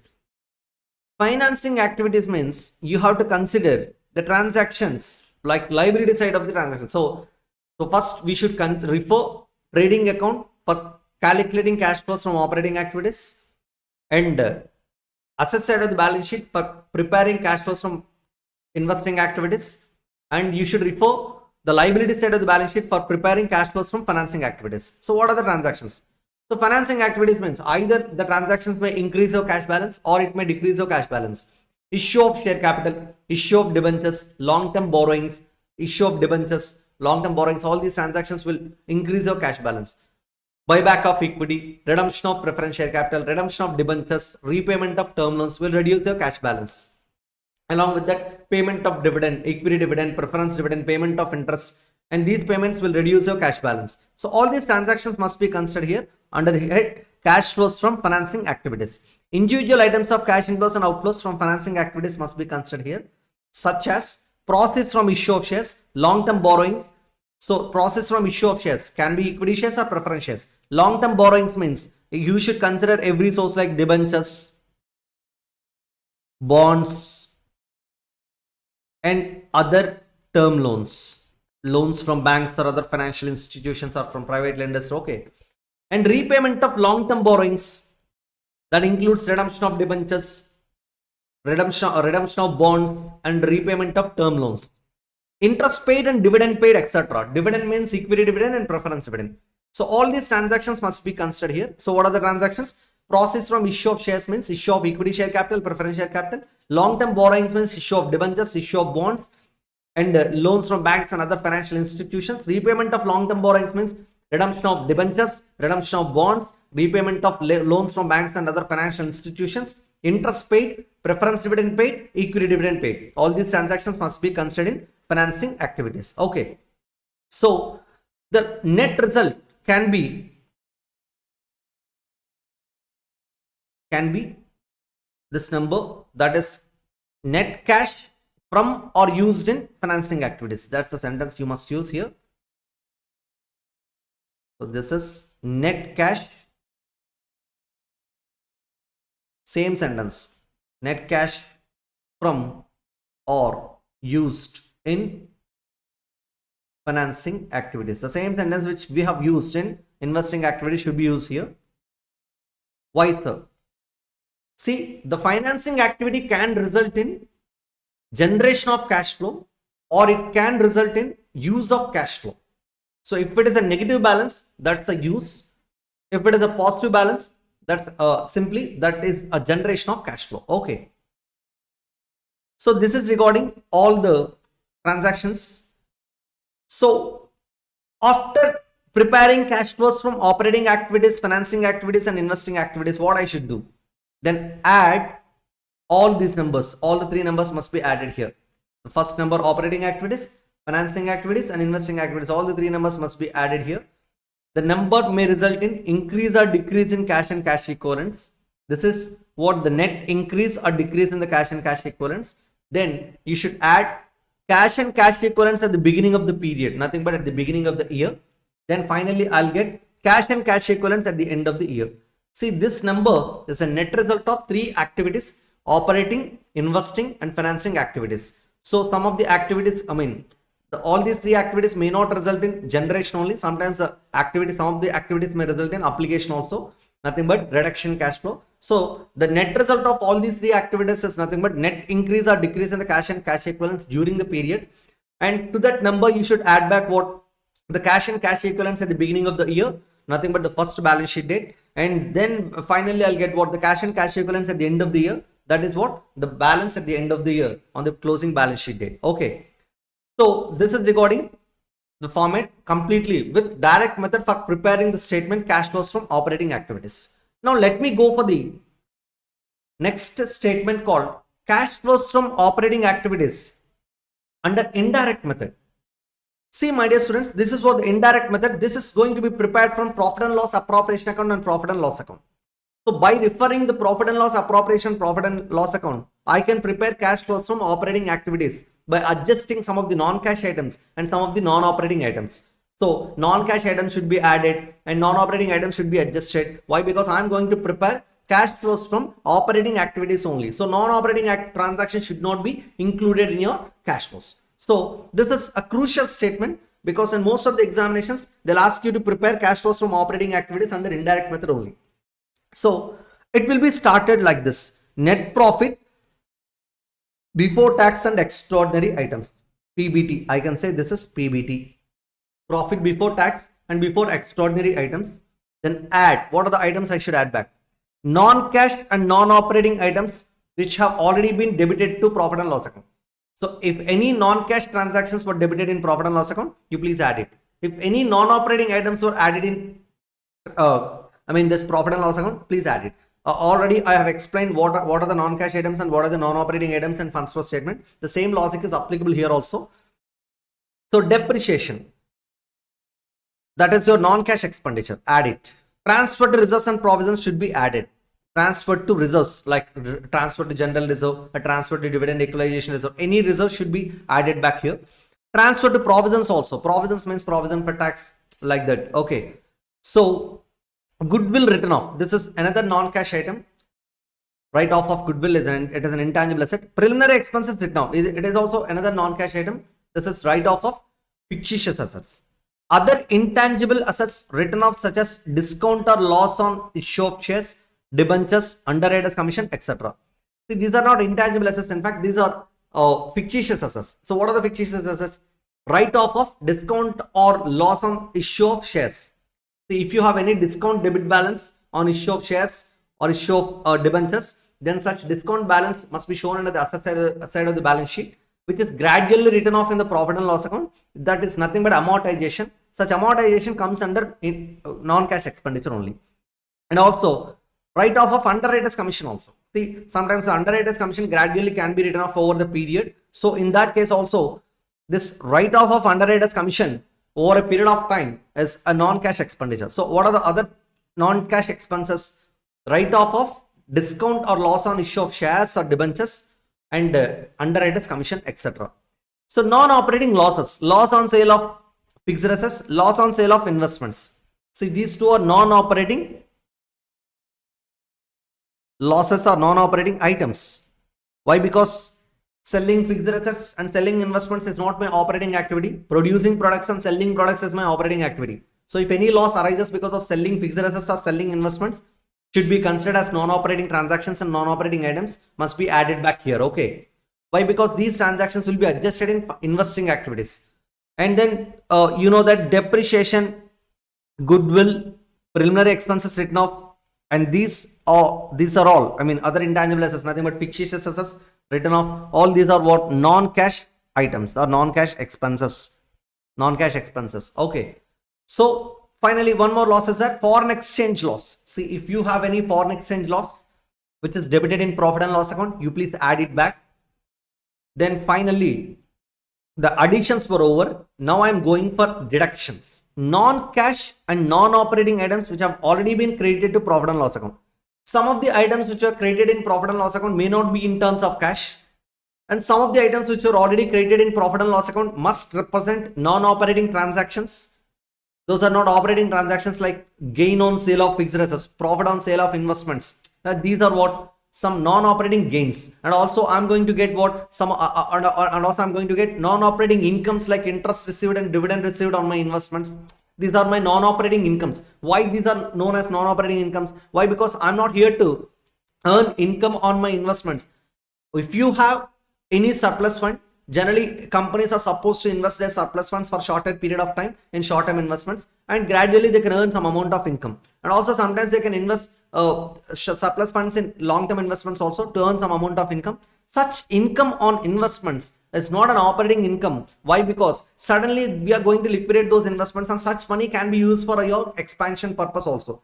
So the ultimate thing for every business is to run their manufacturing activity or selling activity or trading activity, but not to invest money in the securities to earn interest income or dividend income, because you are not an investment company. So any income which is generated from investments is a non-operating income. So now let me write gain on sale of fixed assets. This is a non-operating gain or non-operating transaction. Profit on sale of investments, please deduct these two items. Okay, these two are what? Non-operating items. And also income from interest, income from investments, that can be interest or dividend, nothing but interest on investments and dividend on investments. These three are non-operating items, my dear students. Non-operating items. Some of these items are gains and some of these items are incomes, should be deducted. Appreciation, any asset appreciation which is credited in profit and loss account should be deducted. Why? Because such appreciation cannot increase your cash balance. Say for example, an asset has been appreciated and such appreciation was credited in profit and loss account, but such appreciation can increase your asset balance but not your cash balance. So you please deduct such portion also. And reserves, some of the reserves can be written off. Means some of the reserves can be written back. That nothing but what? If such reserves are not going to be used used in the future, then such reserves can be written off in P&L account, can be created in P&L account. So if such reserves were created in P&L account, that is not a cash inflow. So you should not consider that reserves written back as a cash inflow. So such portion should be deducted, which is supposed to be deducted. And then foreign exchange gain, just like foreign exchange loss, which was added, which is already added. If you have any foreign exchange gain which is credited in P&L account, should be deducted here. Okay, these are the transactions. So what are the transactions? Gain on sale of fixed assets, profit on sale of investments, income from investments, nothing but interest and dividend received on investments, appreciations, any asset appreciations, reserves written back, and foreign exchange gains. So these items should be adjusted very carefully. Then finally, I'll get operating profit. Before working capital changes. We have a lot of adjustments here under indirect method. So finally, this is number I'm going to get. Then I'll go for adjustment for changes in current operating assets and current liabilities, nothing but current assets and current liabilities. Changes in current assets and current liabilities. The simple rule: if the current assets are increasing, that reduces your cash balance. If current assets are decreasing, that increases your cash balance. Okay. If current liabilities are increasing, that increases your cash balance. If current liabilities are decreasing, that reduces your cash balance. This is the rule. So what is the point here? There is a direct relationship between current liabilities and cash, and there is an inverse relationship between current asset and cash balance. So this is a rule. There is a huge logic behind this. and that is not at all required now. Just follow the format and logic. Just follow the format and process what I'm saying. See, again repeating, increase in current asset decreases cash balance, decrease in current asset increases cash balance. Increase in current liability increases cash balance, decrease in current liability decreases cash balance. That's the rule. Okay, nothing new. So now look at the transactions. Decrease in add. See, the transactions are add. All these are additions. Decrease in account of current assets, except cash and cash equivalents. You should not touch cash and cash equivalents. So decrease in accounts of current and current assets. When your current assets are decreasing, that increases your cash balance. So that's why we are adding these transactions. Decrease in trade debts, decrease in debtors, decrease in bills receivable, decrease in inventory and stock in trade, decrease in prepaid expenses. All these are what? Additions. Okay, you should add back. Now, add one few more items. Increase in accounts of current operating liabilities. Nothing but increase in current liability except bank overdraft. Okay, increase in current liability except bank overdraft. So you should add few more items. Increase in current liabilities, increase in creditors, increase in bills payables, increase in outstanding expenses. I already told you the cash balance will be increased if there is a decrease in current asset or increase in current liabilities. Now look at these three transactions. These are increase in current liabilities, and the previous transactions are decrease in current assets. So these two transactions will increase your cash balance. That's why we have added here. Okay. Now the deductions. I told you already. Increase in current assets reduces cash balance less. Decrease in current liabilities reduces cash balance. That's it. The same transactions, whatever we have written earlier, if such transactions are opposite, those are moving in the opposite direction, like increase in current assets or decrease in current liabilities, so such transactions will reduce your cash balance. Then finally, I'll get cash generated from operations before paying income tax. Deduct income tax paid from it. Then I'll get cash flows before extraordinary items, add or less. Such extraordinary items can be an addition or subtraction. Then finally, I'll get what? Net cash flows from operating activities, or net cash flow used in the operating activities.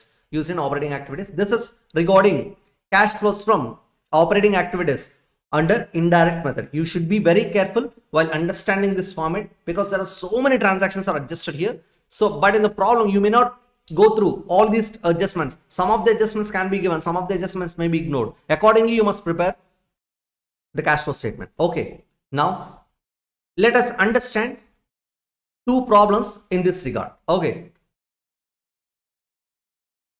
look at 13th problem. Let's go for the 13th problem.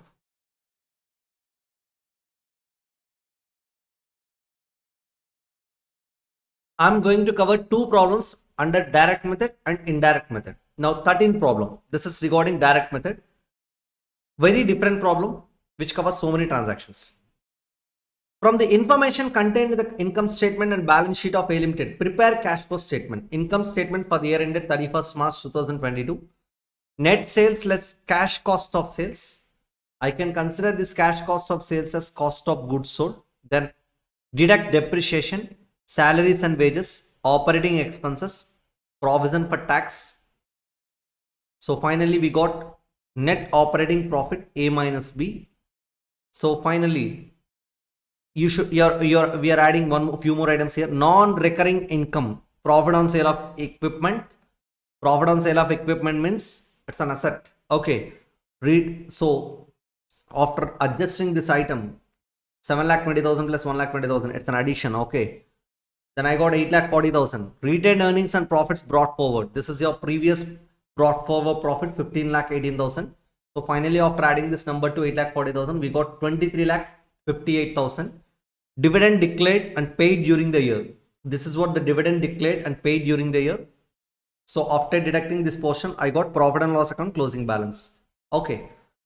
Yes. Balance sheets, opening and closing balance sheets, 31st March 21, 31st March 22. Fixed assets, in fixed assets we have land, buildings and equipment, and also we have current assets, cash, data, stock and advances. Liabilities and equity, share capital, surplus in profit and loss account, P&L account, credit balance, sundry creditors, other expenses, income tax payable. These are all current liabilities. Accumulated depreciation on building and equipment. This is provision for depreciation. Okay. Now, what we should do?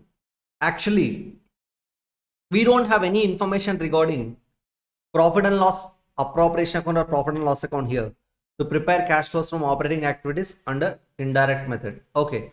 I'm going to prepare this statement by using direct method here. Now, look at the transactions. See, for preparing cash flows from operating activities under direct method, I need what? Cash receipts from customers and cash payment to suppliers and employees and other expenses also. So, some of the working notes are supposed to be prepared. First one, cash receipts from customers. You can prepare debtors accounts to get what? The collection from debtors. Instead of that, they've done like this. Sales revenue, for sales revenue, they've added opening balance and they've deducted closing balance. Finally, they got what? Collection from debtors. Instead of that, you can prepare debtors account. Write opening balance, write closing balance, write the sales under credit side.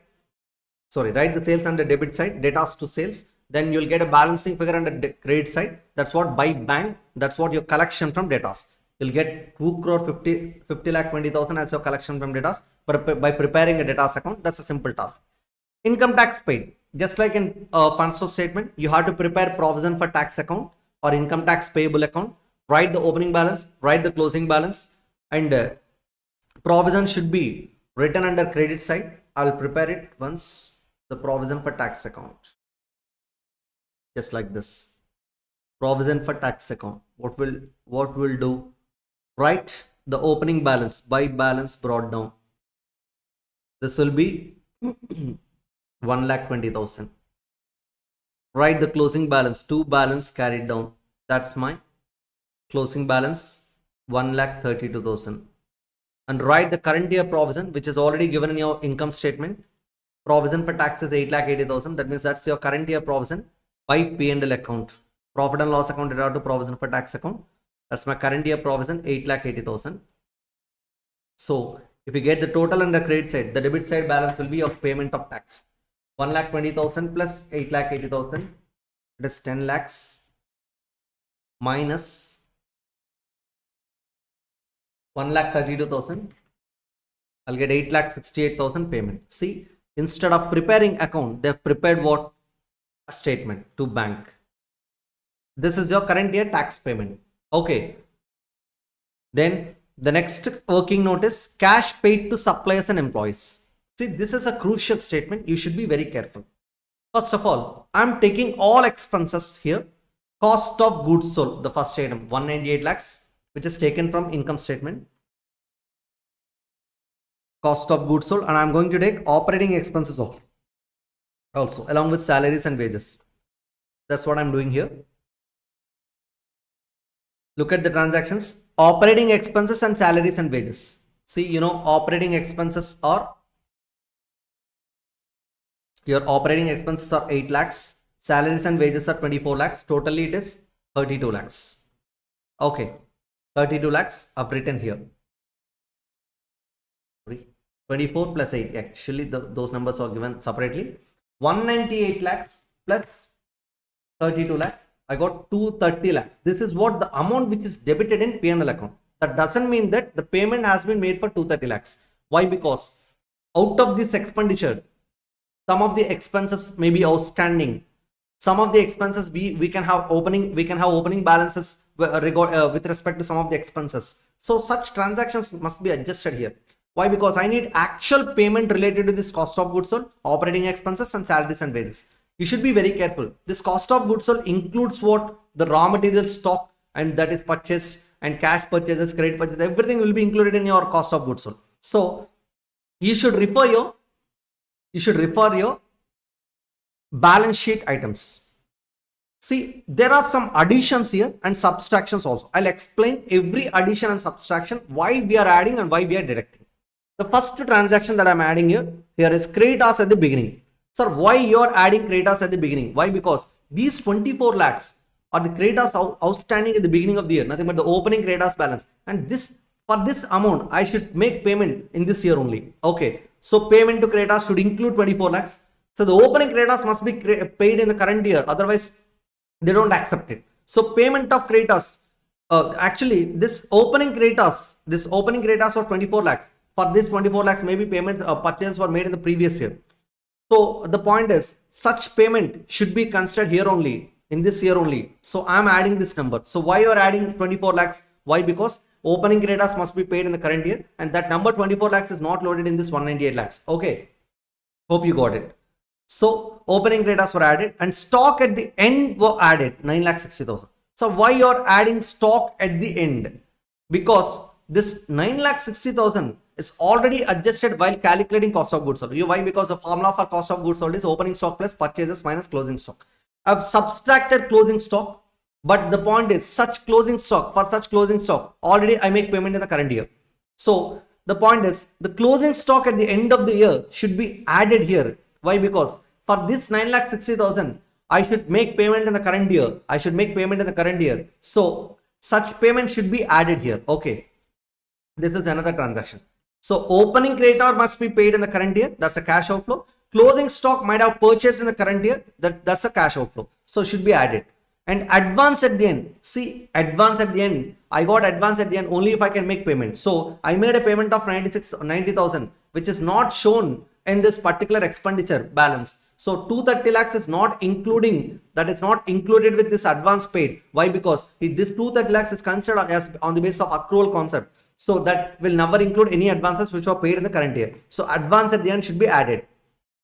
Outstanding expenses at the beginning should be added. Just like opening creditors, opening outstanding expenses must be paid in the current year. So should be added. So these are the reasons why we are adding all these transactions. Again, I'm repeating, creditors at the beginning should be added because I'm going to make payment for this year. In this year, stock at the end should be added. Why? Because for such the closing stock is also one of the purchases. For that I should have made payment, so that should be added. And advances at the end, so for that also already I made payment, so that is also one of the cash outflow which is not included in 230 lakhs. And outstanding expenses at the beginning of the year should be added here. Why? Because such outstanding expenses were not yet paid in the previous year, and we are going to make payment for such payment in the current year. So these are all additions that I got 36,90,000.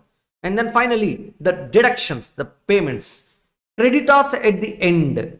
So why you are deducting 23,40,000 from this total number of 230 lakhs? My 230 lakhs is loaded with creditors at the end. Why? Because the creditors at the end is representing purchases. For that I have never made payment in the current year. So I should deduct that number 23,40,000. So just like how you are adding opening creditors, the closing creditors should be deducted here.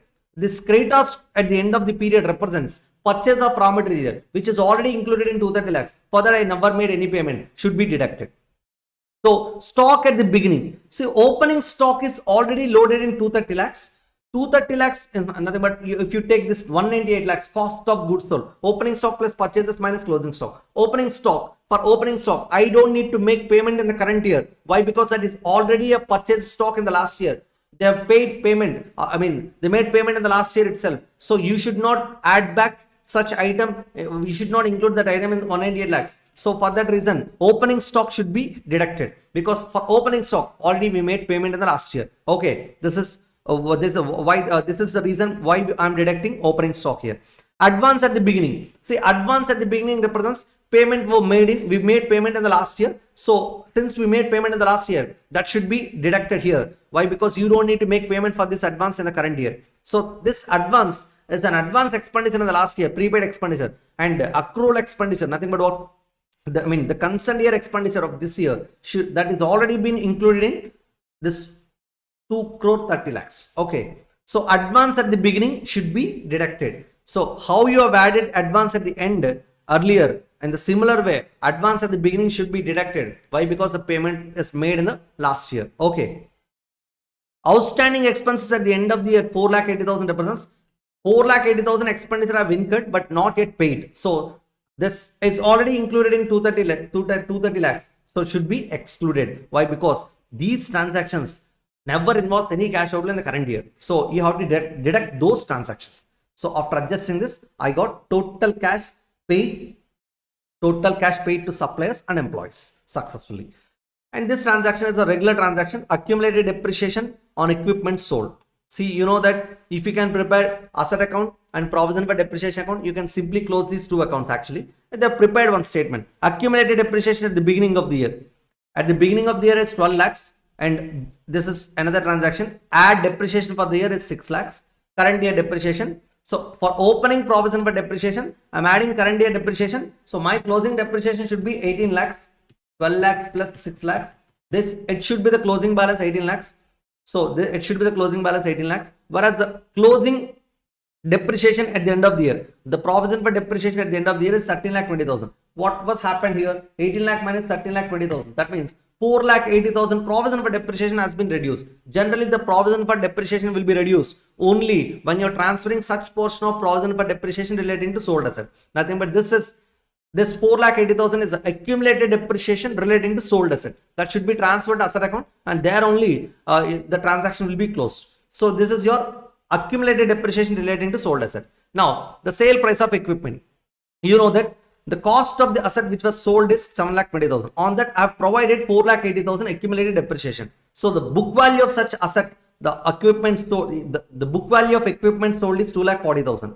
So 2 lakh 40,000 is the book value of equipment which was sold for profit, and that profit is 1 lakh 20,000. If you add profit to your book value, I'll get what? The sale value 3 lakh 60,000. Generally, the book value, when the sale value is more than book value, that results in what? The profit. So if you deduct sale value minus book value, I'll get what? Profit. Or I can write sale value plus book value.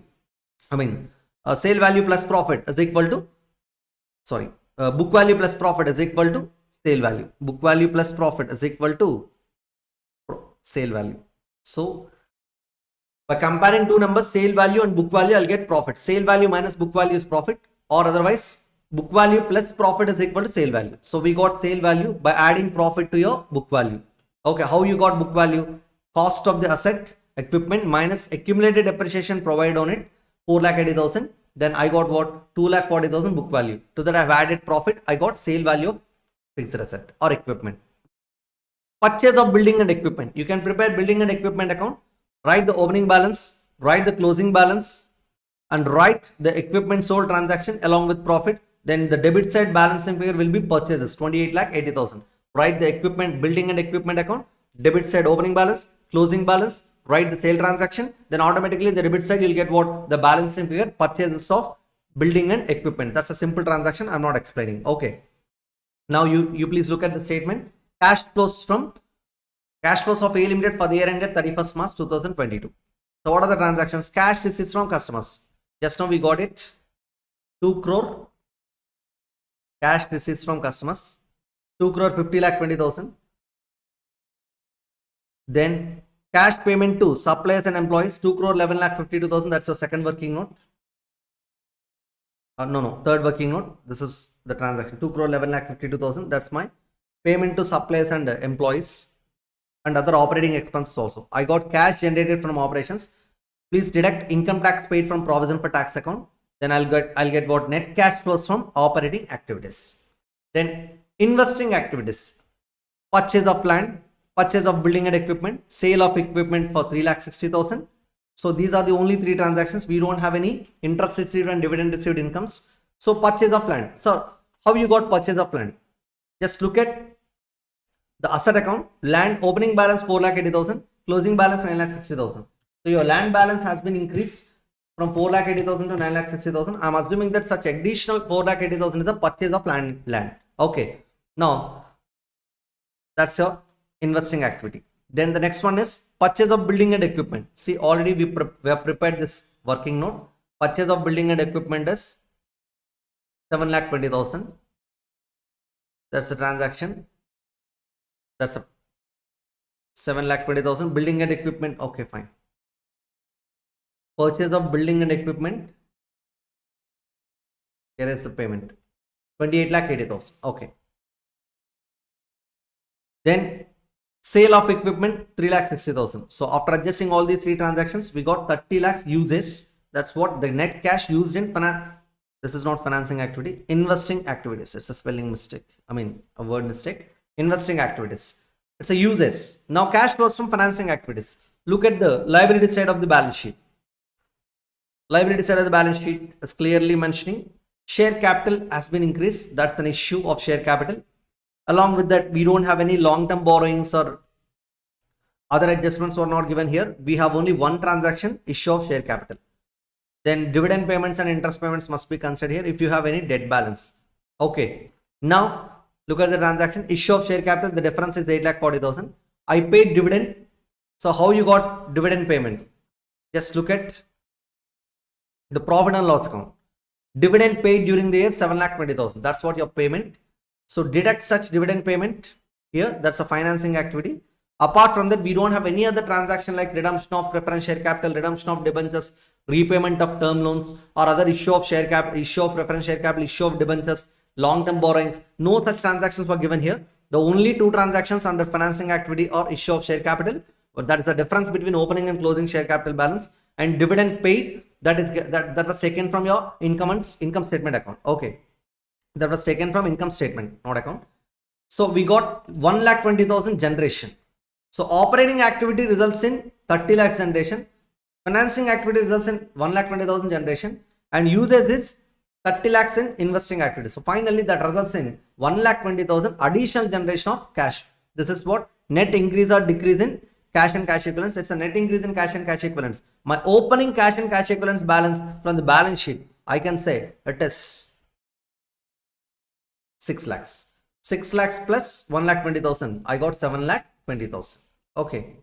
6 lakhs plus 1,20,000. I got 7,20,000 cash and cash equivalents at the end. This is regarding direct method. Now let us go for problem number 14. This is an indirect method. Balance sheets of a company as on 31st March 2021 and 2022 are as follows. Goodwill, intangible asset, land and buildings, plant and machinery, fixed assets, investments, stock, debtors, cash and bank balance, prepaid expenses.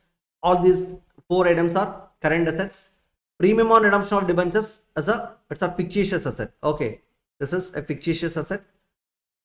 Opening balance nil, closing balance 20,000. So this is generated during this year. Okay. Equity share capital, preference share capital, general reserve, securities premium account, profit and loss account, credit balance, 11% debentures, creditors, provision for tax, proposed dividend. These are the transactions. We have some adjustments also here. Investments were sold during their sale of investments, sale of machinery, depreciation charged on plant and machinery, no purchase or sale of land and building, provision for taxation made during the year. You have to prepare what? Preference shares were issued for consideration of cash during the year. You are required to prepare cash flow statement and schedule of changes in working capital. Generally, you have to prepare all the possible accounts, then only you can prepare cash flow statement. First, you should prepare land and buildings account, then you should prepare plant and machinery account, then you should prepare investments account. By considering all these adjustments, you have to prepare all the relevant accounts. Then you can prepare cash flows from operating activities, financing activities, and investing activities. The point is, you must follow indirect method here. Okay. So there are some accounts for prepared here.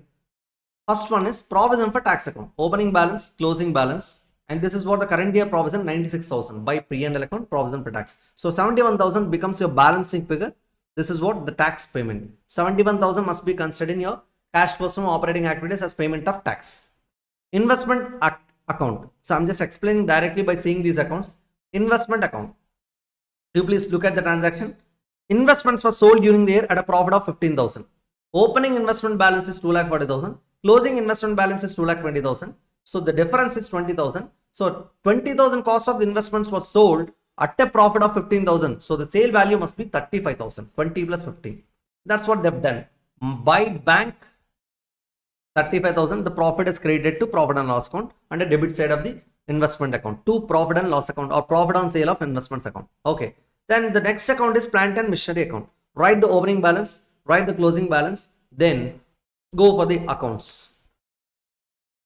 Plant and machinery 6 lakhs, 60,000. Do you have any provision for depreciation account here? So that means this plant and machinery account is prepared at book value. That means already the provision for depreciation is deducted from the opening and closing balances. Now look at the transaction. Depreciation charged on plant and machinery is 20% on the opening balance. Look at the transactions. Opening balance of plant and machinery is 6 lakhs. 6 lakhs into 20%. I got 1,20,000 depreciation. That was the current year depreciation by depreciation account. Now we have an adjustment here. Sale transaction. Now look at the transaction. During their old machine costing 80,000 was sold for 36,000. Its written down value was 45,000. So 45,000 book value of the asset was sold for 36,000 minus 36,000. It results in a loss of 9,000. Okay. So I can write like this. By bank, the sale value 36,000. The loss should be debited to profit and loss account. By P&L account, the loss on sale of plant and machinery account. The sale transaction was closed. Opening balance we have written, closing balance we have written, current year depreciation has been provided, and sale transaction is closed. So the debit side balancing figure must represent your purchases. I got a balancing figure of 2,25,000. You can prepare this account. You can easily get a debit side balancing figure of 2,25,000. That's your purchase. Generally in Asar account, you should have opening balance, closing balance, current year depreciation, sale transaction, purchase transaction. We have from the data we got what opening and closing balances, sale transaction, current year depreciation. That means the debit side balancing figure must represent your purchases. That's it. So apart from that, we don't have any other adjustments. We have a few adjustments, small adjustments. We can straight away refer those transactions from the balance sheet. Okay. Now I'm going to prepare cash flows from operating activities. Directly I'm explaining this calculation. First, I must start with what? Profit before tax. And they are trying to get it. Okay. Profit and loss account as on 31st March 2022. This is my closing balance. Profit and loss account as on 31st March 2021. This is my opening balance. The difference is profit after tax and after appropriations. This is PAT and appropriations, my dear students. Okay. This is not PBT. So I must add all appropriations which were made in profit and loss appropriation accounts. That is transferred reserves and transferred reserves, proposed dividend. These two are the real-time appropriations from profit and loss appropriation account. Transferred to general reserve. Look at the general reserve account difference. 1,20,000, 1,45,000. The difference is 25,000 general reserve. This is the money which is transferred during the year. So transferred to general reserve is 25,000. So that should be added here. Yes.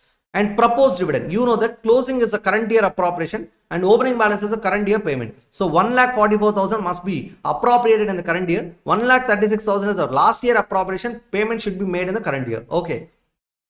So look at the transaction. 1,44,000 is the current year appropriation, should be added back. Okay. So these two are appropriations. But also along with that, I'm adding provision for tax, also current year provision for tax. So why? Because I need to get PBT, not profit after tax. So after adjusting these two appropriations, transfer to reserves and proposed dividend, current year appropriation of proposed dividend was added, and transfer to general reserve was added, and also I've added provision for tax that is made during the period.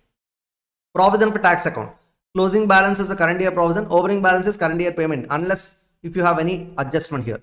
You know that provision for tax made during the year, that was directly given in the problem itself. 96,000 is the current year provision, which is debited in current year P&L account. So should be added back to get PBT, profit before tax. From this, I should follow the regular format. What are the adjustments? You know that adjustment for depreciation. Land and building depreciation 50,000. Plant and machinery depreciation 1,20,000. These two are non-cash transactions. Apart from such non-cash transactions, I should also refer intangible assets and fictitious assets. We have one goodwill. Opening 1 lakh, closing 80,000. The difference 20,000 is current year write-off. That is 20,000 goodwill written off. So that should have been added here. See, here is the number 20,000. That is one more non-cash item. Yes. Depreciation is over. And then I can go for non-operating items like profit on sale of investments. 15,000 should be deducted. Loss on sale of land and machinery should be added. Okay. Interest on debentures. I'm assuming that debentures were redeemed at the beginning of the year itself. We have opening balance of 5 lakhs, closing balance of 3 lakhs. So the debentures were reduced to the extent of 2 lakhs. So such 2 lakhs were redeemed. So I'm assuming that such debentures were redeemed at the beginning of the year. So that means only for the balance 3 lakhs only, I should pay interest for the whole year. 3 lakhs into 11%, 33,000 is my interest payment that was debited in profit and loss account. That's my assumption, which is given in the study material. Look at this 33,000 interest on debentures that is debited in current year P&L account, and that's a payment for the current year. Okay. So finally we got operating profit before working capital changes. Okay. See, we have adjusted every transaction here, non-cash items, non-operating items, and then what? Interest expenditure also.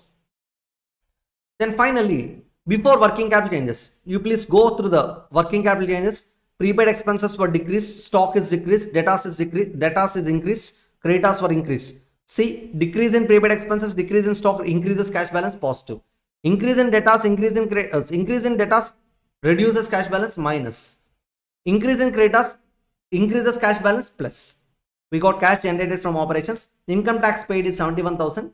By preparing provision for tax account, you'll get payment of tax of 71,000. I'll get net cash flows from operating activities. Then after that, your financing and investing activities are regular transactions. Sale of investment 35,000, sale of plant and machinery 36,000, purchase of plant and machinery 2,25,000 deduction. So positive minus plus, I got 1,54,000 negative balance. That means investing activity is not generating cash. In fact, we are using cash for investing activities. From financing activities, we have issued preference share capital of 1 lakh, and also we have received some premium on issue of securities. How you got it? You please go for the account, equity share capital, yes, preference share capital, equity, there is no change in equity share capital, no issue of equity share capital.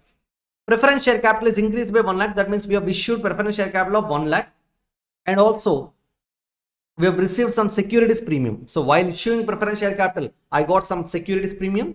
That means I think the preference share capital were issued for premium. So 1,25,000 is the right number. They have separated those two numbers. Okay.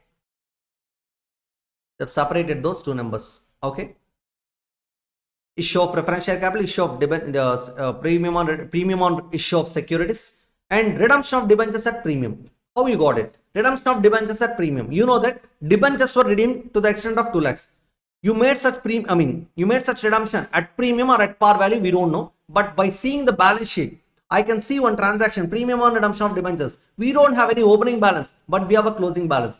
I got some closing debit balance just because I'm redeeming the debentures at a premium of 20,000. So that's very clear. So for the face value of redemption of 2 lakhs, I should add back what? 20,000. 2,20,000 is redemption of debentures along with premium. That's an outflow.